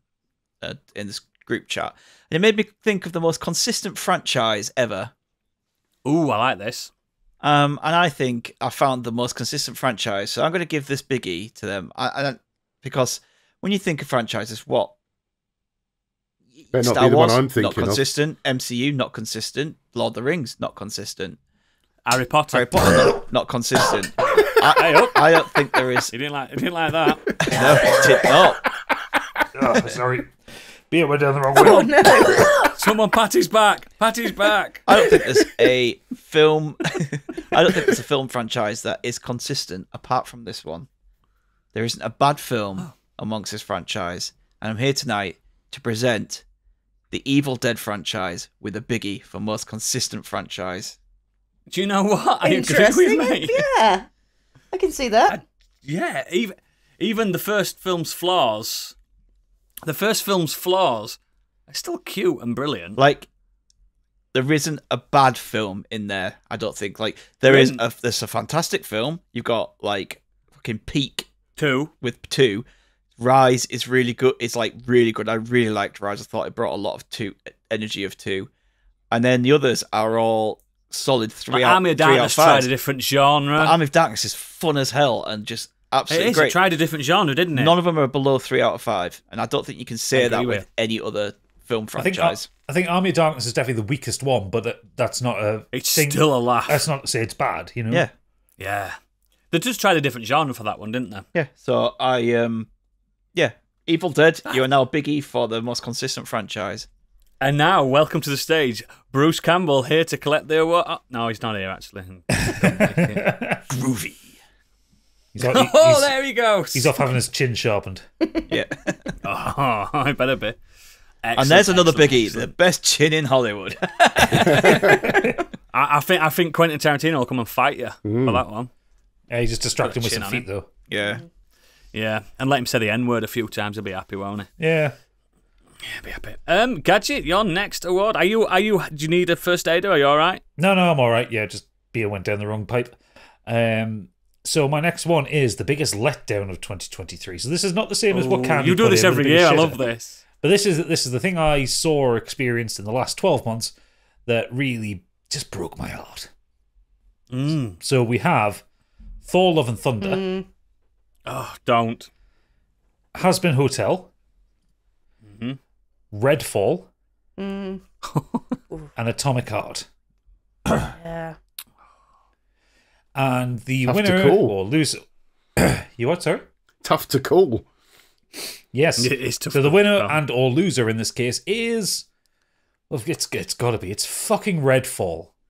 I swear to God, I've not been so angry in a game since the Callisto Protocol, to be honest. But, Previous winner. Previous winner of this. Redfall was supposed to be Arcane coming back and doing an immersive sim, but involved vampires. And it didn't. It involved vampires, but it was shit. It was boring. It was an empty world. It was not fun. It was buggy as fuck. It had no narrative pull. It had no fun gameplay. It just shit the fucking bed. And it wasn't even like bad enough that you could laugh at it, or like, you know, it wasn't like a Kong Skull Island where you could, or whatever it was called, Rise of Skull Island or whatever it was called, where you could laugh at how stupid it was. It was just sad. From a developer that you adore. From a developer I adore. Idiots. Yeah, wasted opportunity. A great exclusive for the platform. Can't deny that. Great exclusive for the platform. Oh yeah, it was absolutely an Xbox exclusive, wasn't it? Doing great this year. Fantastic platform. Excellent. Brilliant. Let's go to Biggie again. Okay, this is a controversial award, but I'm sure you'll understand once you hear the nominees.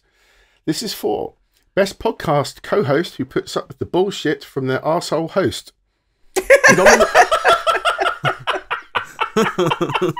The nominees... multiple winner tonight, Candy.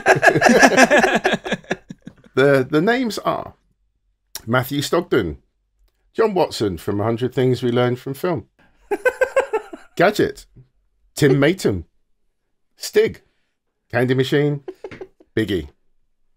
Let's have a look at what this is telling us is that you've experienced 3 podcasts this year. Oh, there's many more than that. And the winner is... Yes, it's John Watson from 100 Things We've Learned from Film. This poor man has put up with the awful puns, the singing, the shit impressions, the impromptu quizzes. He carries the pod and has to also put up with now Stig's boasting. John Watson, thoroughly deserved. Devilishly handsome as well. Oh, isn't he just? I feel cheated just simply for what I put up with in Scorched. It's Scorched, isn't it? Yeah. Yeah. From all of us. Yeah. Excellent. Well done, John. We were sending that. I think Planty's won one before, hasn't he? He has. Planty's won one before. He's going to be furious about this. That podcast is a multi-award winning podcast from the Biggies now. Well done. Well bloody done. Candy. A couple of serious ones then now. What should we do? I think I'm going to do... So this is another snubbed one, and it's... By the way, listeners, Candy earlier went, I've got 10. I do. She's got 10 awards. I was like, you can fuck off. 10. No, don't worry, this one hasn't got any nominees.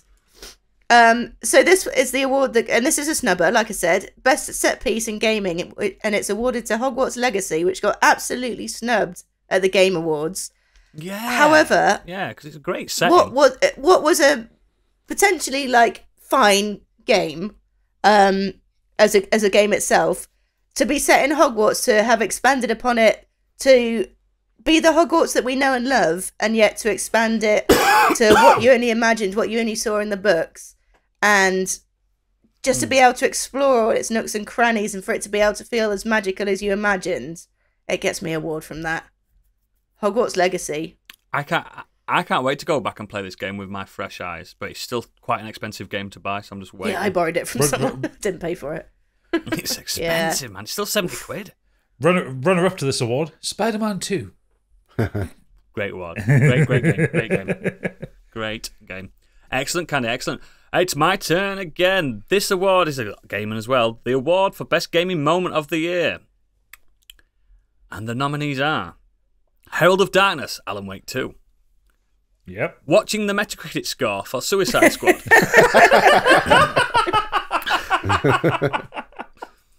Final Fantasy VII Rebirth ending.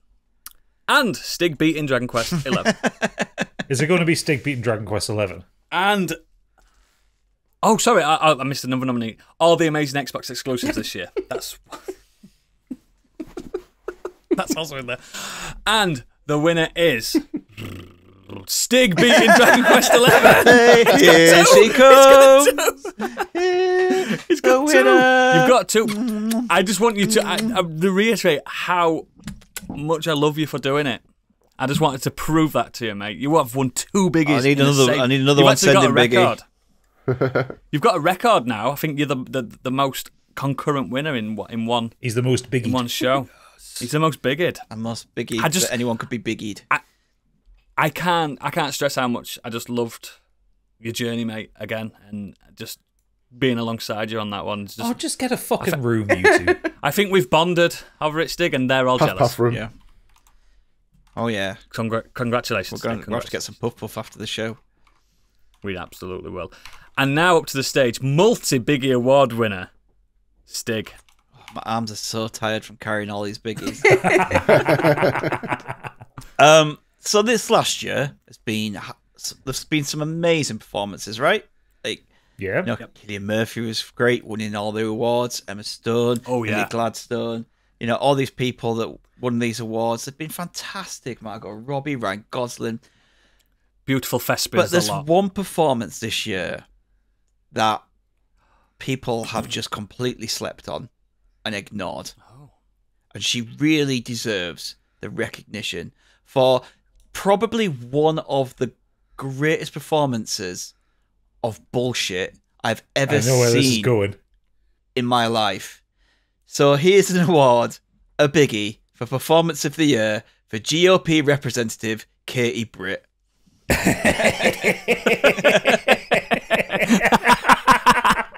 Yes! And she's here tonight. Here she is. Only last week, I was with a woman who won an Oscar. She couldn't believe that she'd been ignored for a biggie.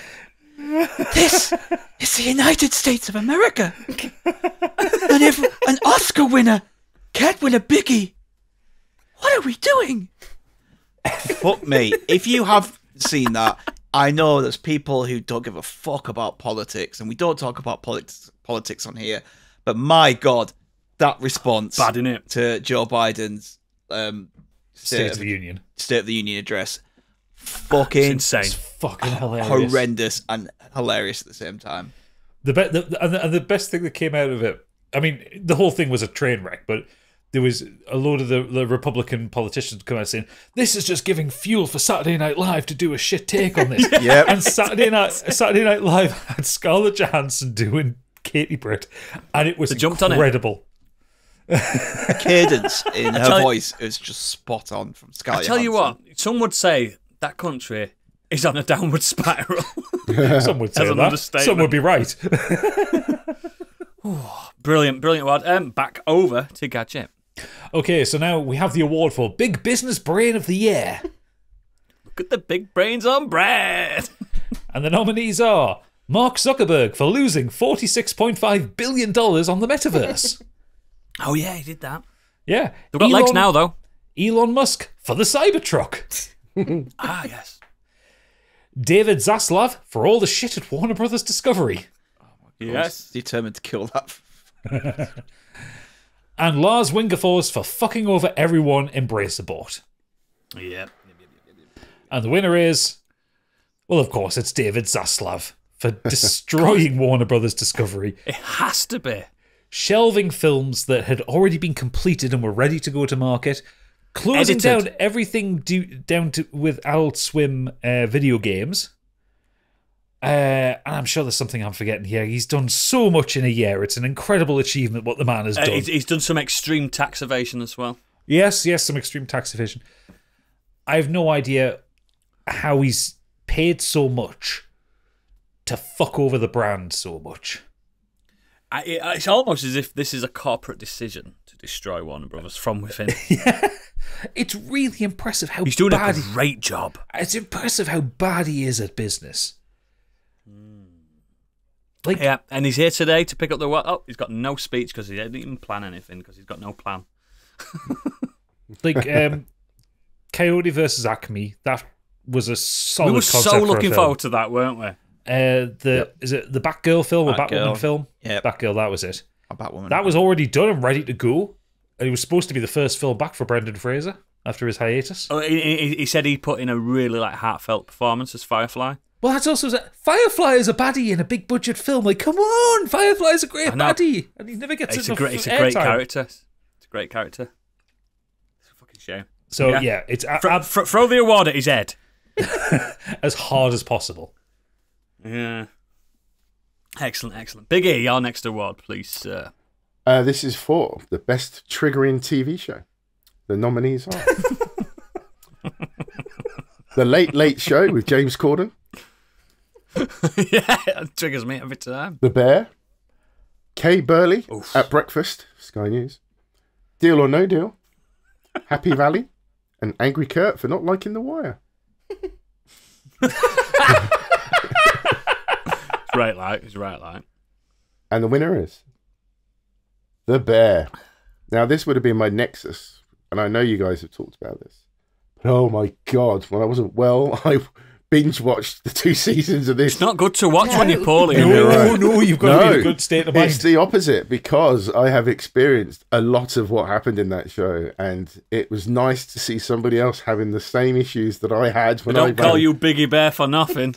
Food-related pub, and the kitchen scenes are just insane. I bet you didn't experience what happened at Christmas. I was going to say, did you enjoy the Christmas episode? Not quite. But the acting by everybody in that show, just even the small bit part characters in the background are just so good, and they're all on point. I think it's sensational. It's just incredible TV show, and the It's absolutely stunning. It's so tense, it's mental. But I loved every minute of it, and I cannot wait for season 3. There's that penultimate episode in the first season where it's like all in real time. It's like the 20-minute long episode. Yeah. Oh god, I had a fucking. I had indigestion after that episode. Like that was that was rough. Yeah. That one. It's so good. I had to have a shower after that one. It's a great show. I love the young lead actor. What's it? Alan White. What's he called? Jeremy Allen White. Yeah. Yeah, he's so he's got a fucking future. Him. He has. Yeah. He also surprisingly strong start for an ugly actor. He is ugly, but women like him. Women fancy him. It's the hair, I think. It's the hair. It's that mop of hair that he's got. Have you? And the fact that he was on a bloody billboard with his massive package out. I mean, that helps. Yeah, big packages always help. Speaking of big packages, Candy, it's your turn. I think we'll do another snubber again now. So, another one that got snubbed for anything this year was Nimona for Best Animated Film.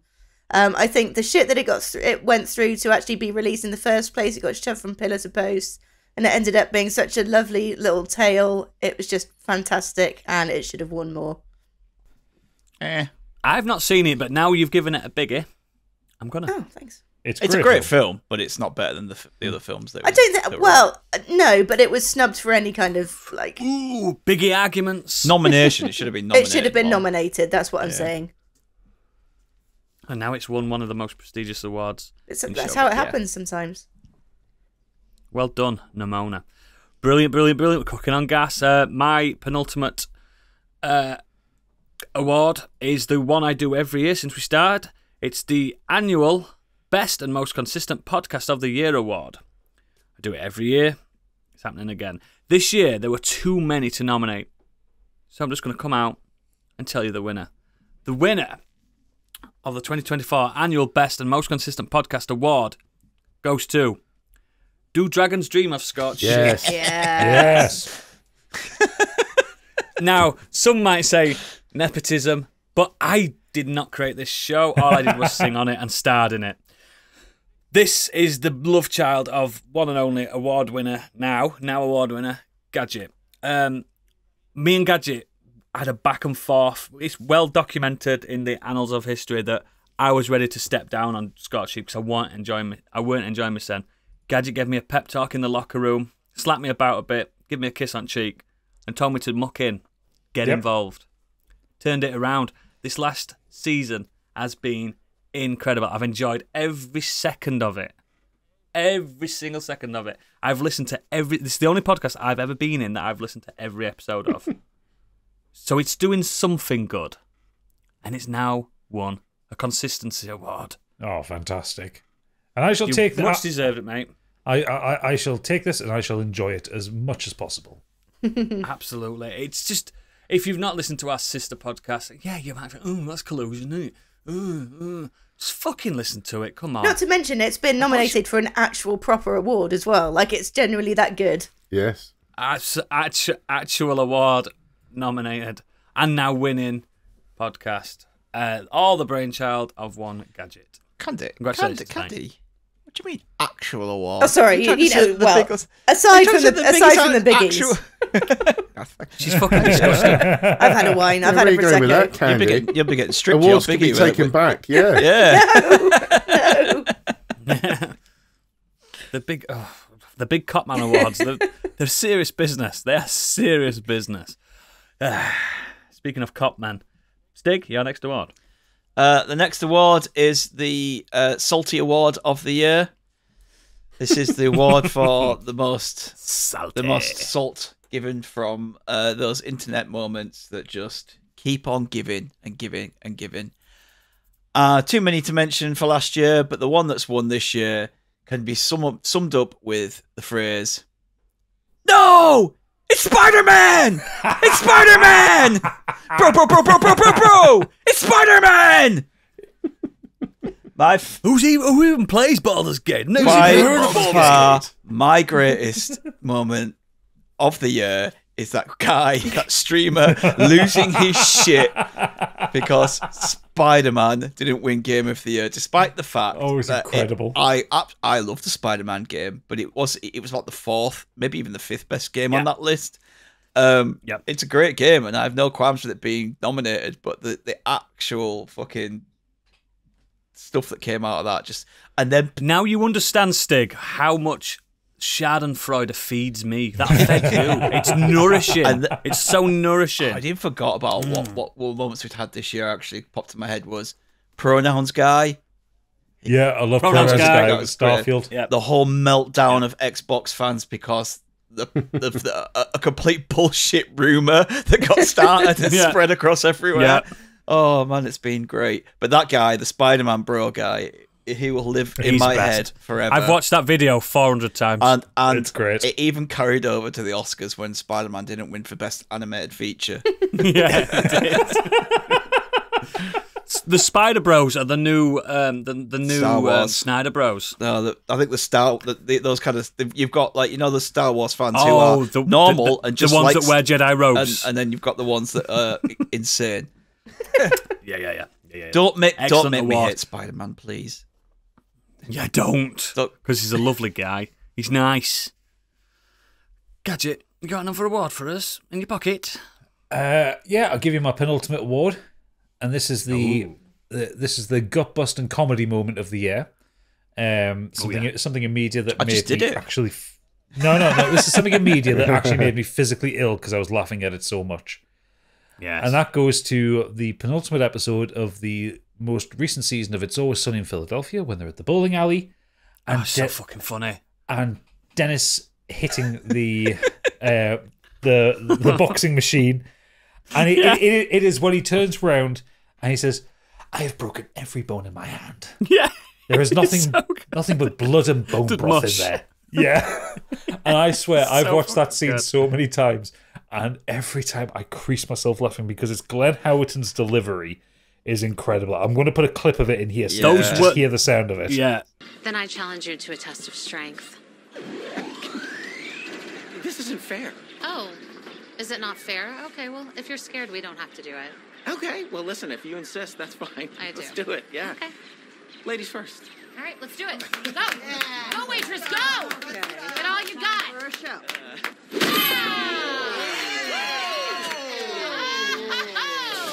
Shit. Didn't know you could kick it. Oh, yeah, you could kick it. And that's fine. Yeah, okay, do it. Okay, go. good. Show what you got, Dennis. Come on. Let's go, buddy. I summon the very fact that I am a man.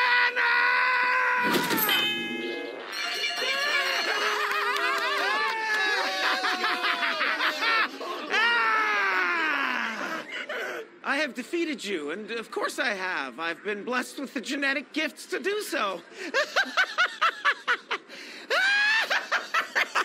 I've broken every single bone in my hand. I cannot bowl. What? Really? Listen to me. There's nothing solid left in there. It's just bloody soup and bone broth. Right now, I need to scream, and I need you to find me somewhere to scream so I don't have to do it here. No, wait a minute. I'm going to scream here and now, because I can't hold it in, so here we go. Those words as well, they're now on TikTok. Do you know, with chavs using punch machines? Yeah. They use Glenn Howerton's, over the top of it. It's so it's the whole, it's just like, I need to get out of here because I'm going to scream. He goes, nope, scratch that. I'm just going to scream. Yeah. As an episode of Sunny, it was an average episode, but that moment, that was so good. I think I like the new season. It's really good. It's really good. I think season 13 was the weakest one they did. 14 and 15 have been really good. Yeah, they have. Yeah, excellent. Biggie, put your chargers down. Let's have a look at your new next award. Come on, let's have a look. Well, this goes out to the Best Actress who is bloody brilliant in everything they do. And the nominees Is it Toni Collette? Kate Winslet, Florence Pugh, Anna Torv, Margot Robbie, and Kate Blanchett. Oh. And the winner is Florence Pugh. It couldn't be anybody else. Talent. This girl can Talented and beautiful. no wrong. She's still under her, she's what, 28? Not even 30 yet. And her track record of movies that she's been in is just incredible. Whether it's Midsummer, Little Women, The Wonder, Black Widow, June Part 2, Oppenheimer. It's just everything she appears in. She absolutely nails it, and it's thoroughly deserved, and she will continue to do well. Yeah, I agree, mate. That's a good award. She's stellar. She's the one. She is one to watch. To continue to watch. Love that, mate. Love that.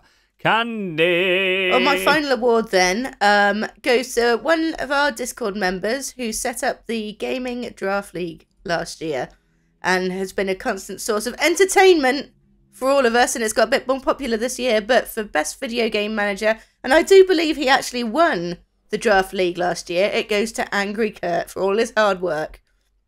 Because it is fun. So well done, Kurt. And thank you. Thank you for setting that up. Yeah, it's fun. He's not winning it this year, though. Nope. No. Fucking losing it. Dropped the ball there.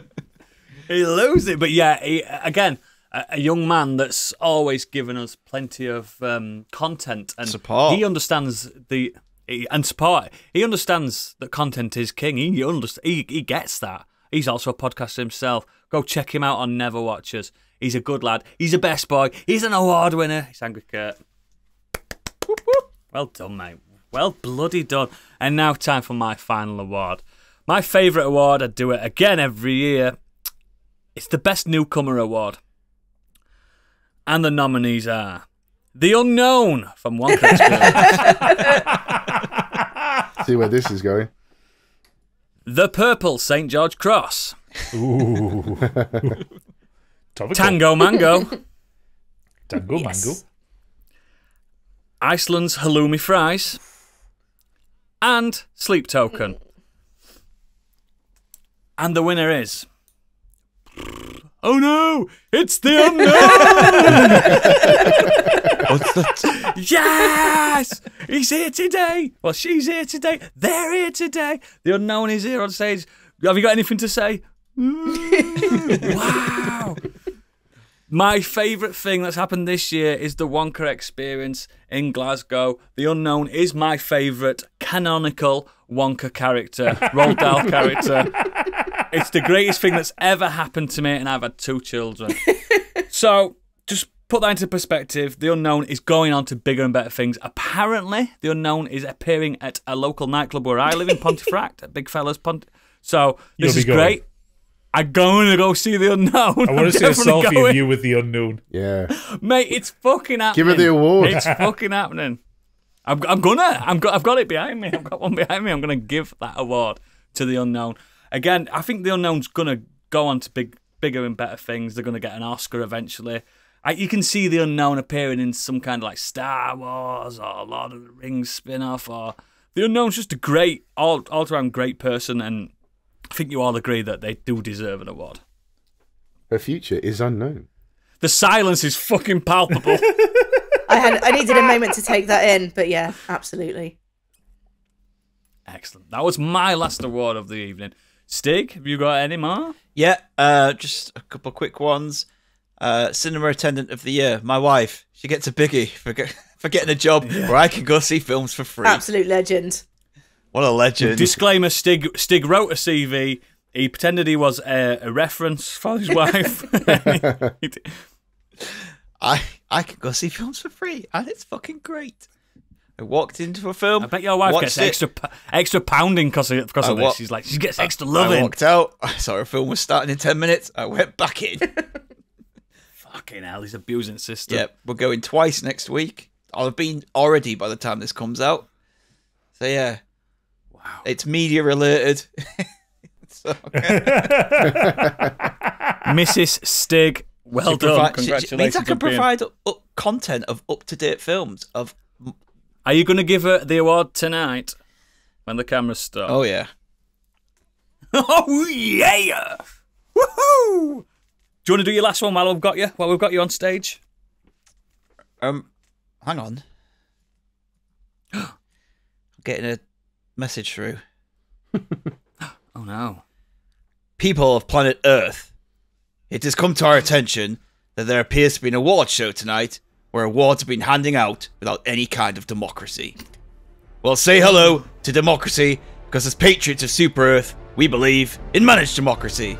And as such, we're sending in our finest Helldivers to liberate a Biggie from your hands to claim the award for best planet in the galaxy. The fact that we have an Eagle 500 kg bomb ready to go is just a coincidence. But I'm sure all you patriots here tonight will fully agree with this award. For prosperity, liberty, and democracy, we accept this Biggie award. Oh, and for Super Earth! Don't forget to vote for your favourite patriot of the month. Wow. Crazy. Wow.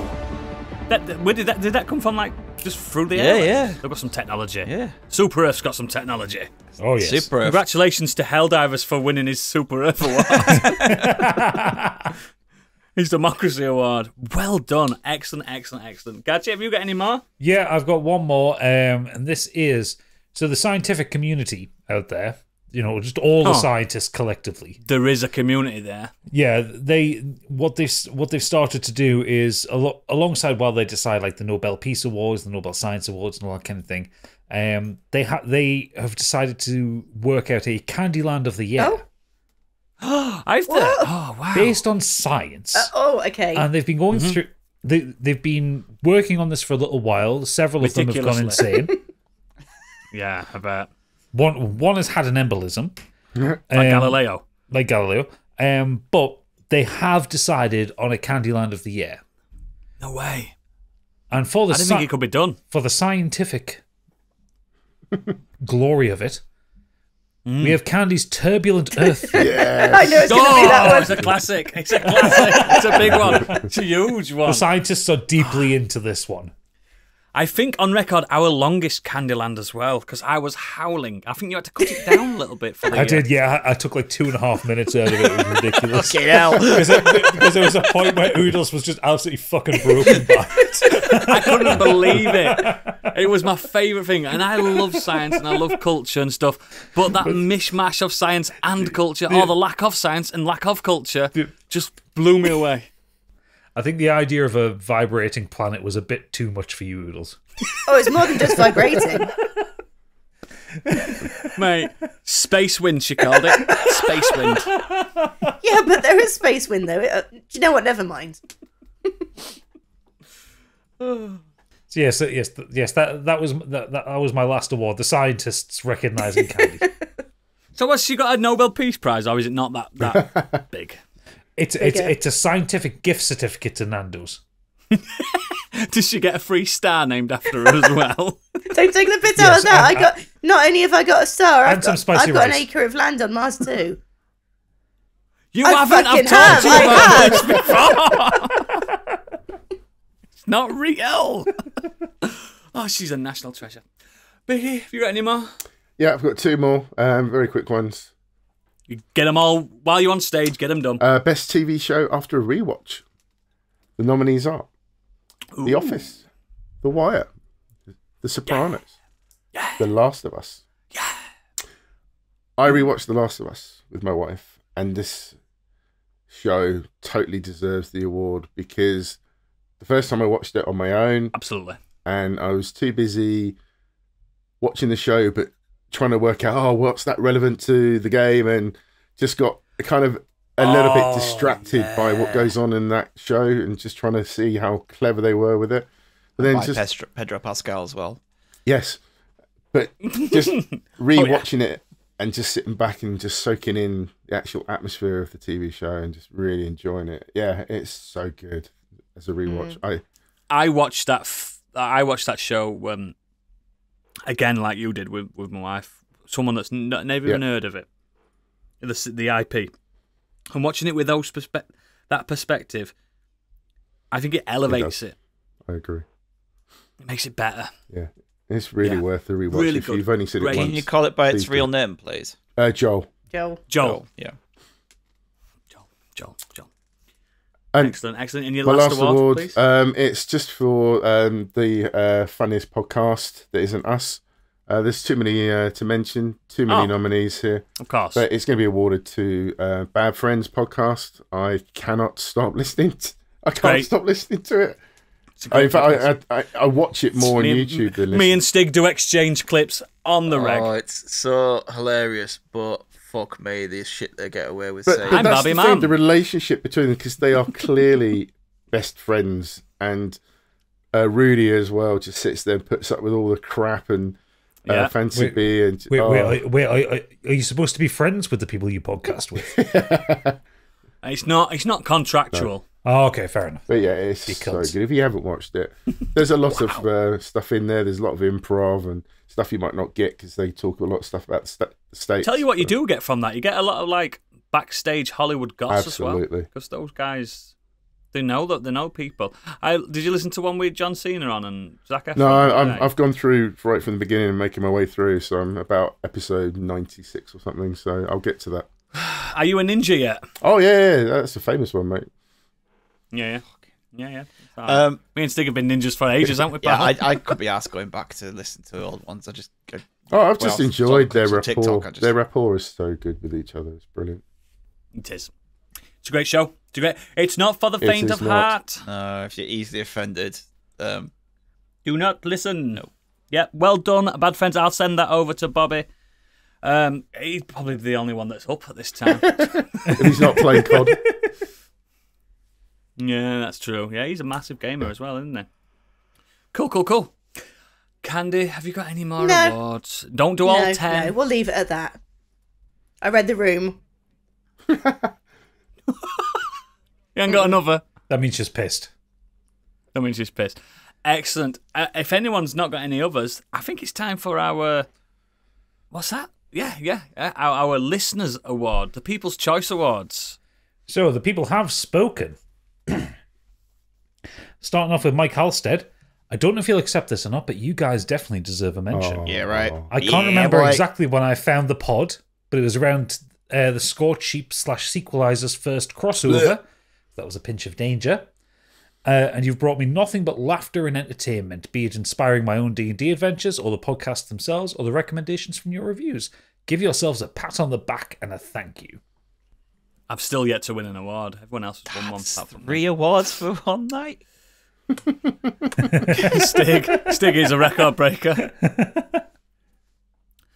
Thank you very much. Again, this was a... I'm going to speak on behalf, because as the person that asked these idiots to start this podcast with me, these were the people that had shared the same vision, and they also tolerated me. So that went a long way. That went a long way. I mean, Stig had prior anyway. He knew me. He hated me since day one. So he just hates me even harder now. Still struggling with it. You're like the Yorkshire version of the Gallagher brothers. Yeah, absolutely. We're like Phil and Grant Mitchell, me and Stig. Very much so. Yeah. Always scrapping. But yeah, I appreciate I'm glad the award. Thank you. That's fine by me, mate. And on behalf of the Modern Escapism network as a whole, thank you very much. Lee Davies has said, right, so I've had to look at Wikipedia to check this, but I can confirm that Blur didn't win any awards for their album, The Ballad of Darren. What a travesty. Oh, no. I adore it and listened to about 5 times in a row on the day it came out, so I'd like to award the best album for middle-aged men who missed the 90s award. Peace. It is a good album. I agree. I genuinely agree. I like Blur. I like Blur a lot. Blur are good. Yes, they are. Well done to Blur. Damon Albarn. No, he's not going to turn up, is he? No, he's too busy gorillas and off somewhere. Gorillas in the mist. Spending his money. Next, it's Mr. Worldwide himself, Planty. The Biggies. Everyone's had a win, eh? That's nice. He didn't win one this year, did he? He didn't win one. I don't have time to watch anything underrated. In fact, I barely see all the well-liked stuff because I'm so very free time poor. So I want to shout out my podcast mates, each of which are underrated and deserve massive contracts to create stuff with proper networks. You lot work so very hard and deserve a break. That's a false award. As As does Joe at Hallmark of Greatness, Ian at Cult Connections, lovely Rob Jones at everything he does, Mono and Clara, and even Deadbeat Punk. Yeah. Well, each and every one of you make my life better every week, if only for a few hours. I'm grateful for you all, and here's to another year of you all slavering shit for my oral entertainment. Much love. Oh, Plenty. cheers, Planster. All of those people in the UK and Ireland independent podcast scene, and sometimes American podcast scene, we're just outliers. We're just the rebels. We're the cool. Are we the enemies? Podcasts to listen to. We are the enemies to the establishment, mate. We're anti-establishment.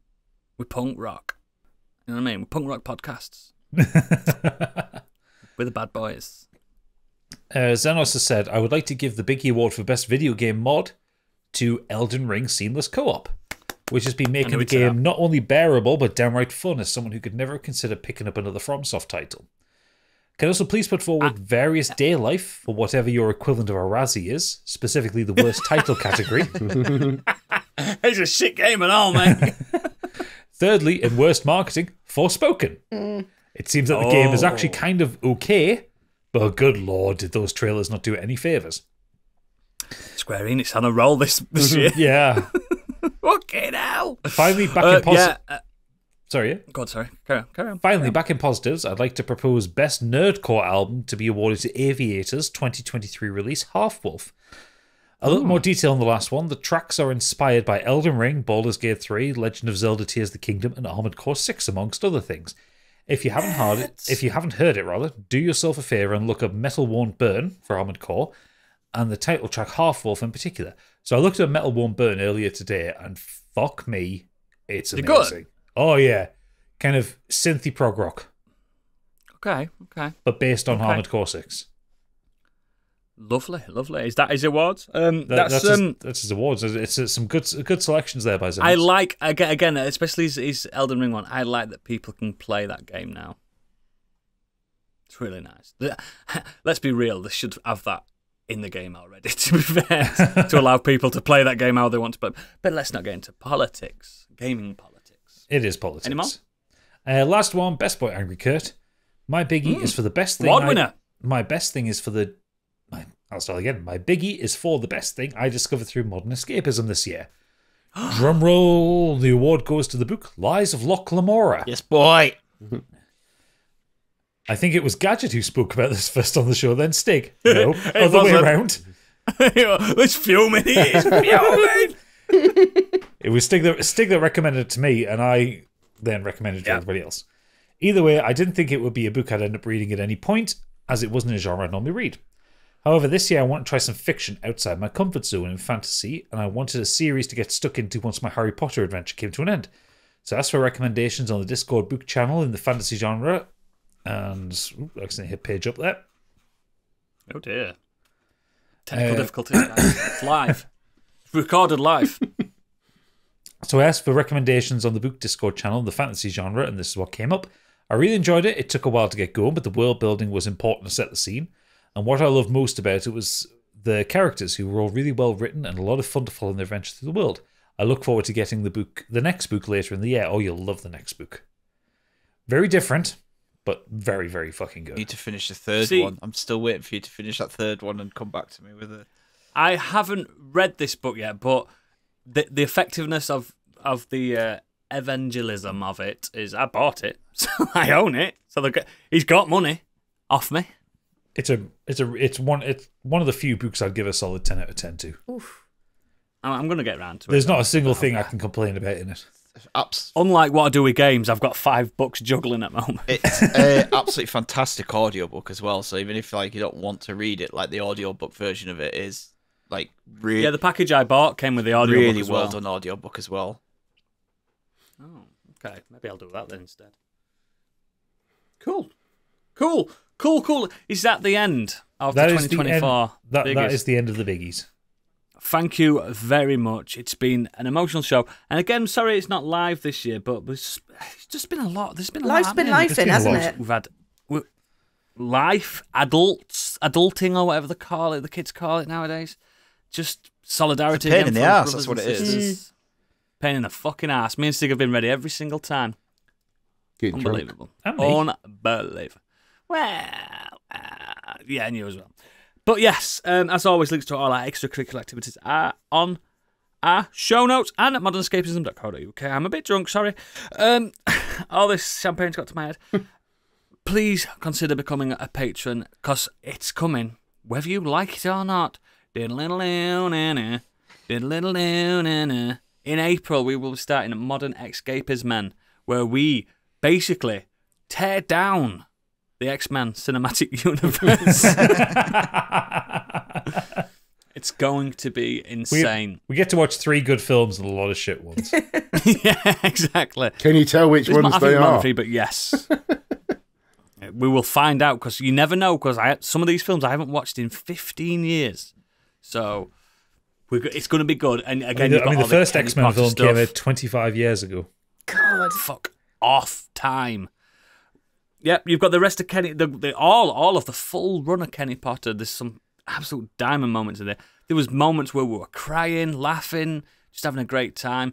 Too Faff, Too Curious, that's coming to a close very soon. Once it's gone, guys, it's gone. It's gone. So get it fucking listened. So just become a patron, because you get exclusive access to our green room as well, the after show party. But before all that, it is the Biggies, but we still expect one little nugget of scientific absolute bafflement. Genius. It's time. It's time for Candyland.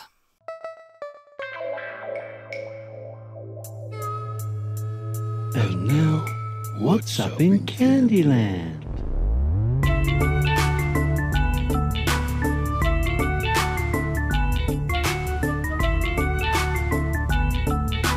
It's alright, it's a quick one this week because I got a sore bum. So, imagine... Wow. Been sitting here for a while. Is that your RGB just from toilet? sitting. No, I haven't had a fanny zapper yet. It's come back to life, by the way. Thanks for asking. But no, imagine if Your fanny or the toilet? Both. No, the fanny hasn't come back. Not for about 10 years. Still single, everyone. Wow. No, imagine if blinking caused a noise like farting or burping, like every time you blinked. Or it was like really loud or really shocking.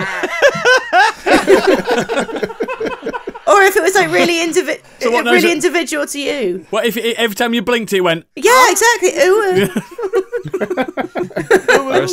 Or like a squelching noise. Yeah, exactly. Oh, it'd be horrendous, wouldn't it? Have you seen them rock lizards, the African rock lizards, that because it's so dry, their eyes are so dry, it goes when they blink, like indicators. That's how it indicates. Well, imagine. Or if we had to like lick our own eyes or something. Oh yeah, I saw something on TikTok the other day. It's this guy who goes into charity shops and he just buys like random shit that's been left in charity shops to see if it's any good. And he found these things. What are they called? Sound Moves wristbands. And it's like that. Okay. So every time he moves, you can set a sound. So every time you move your arm, it plays that sound. So I was just thinking, it just made me think of that. Like, imagine every time you moved something, like like they say, like your eyes or your arms, like it plays a sound. They're incredible. They look like they'd be hilarious for about 10 minutes and you get bored, but yeah. like them like them. I don't even know what they're called, but everyone knows what you mean. But you've got the sound right. It's when you do this. them. Candy, don't do that. It's a video podcast. Bloody hell.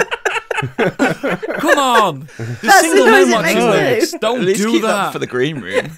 People got to pay. The OnlyFans People got to pay for that. Candy just doing some JOI for free. Fucking hell. Whew. But yes, Candy, I think it's fascinating.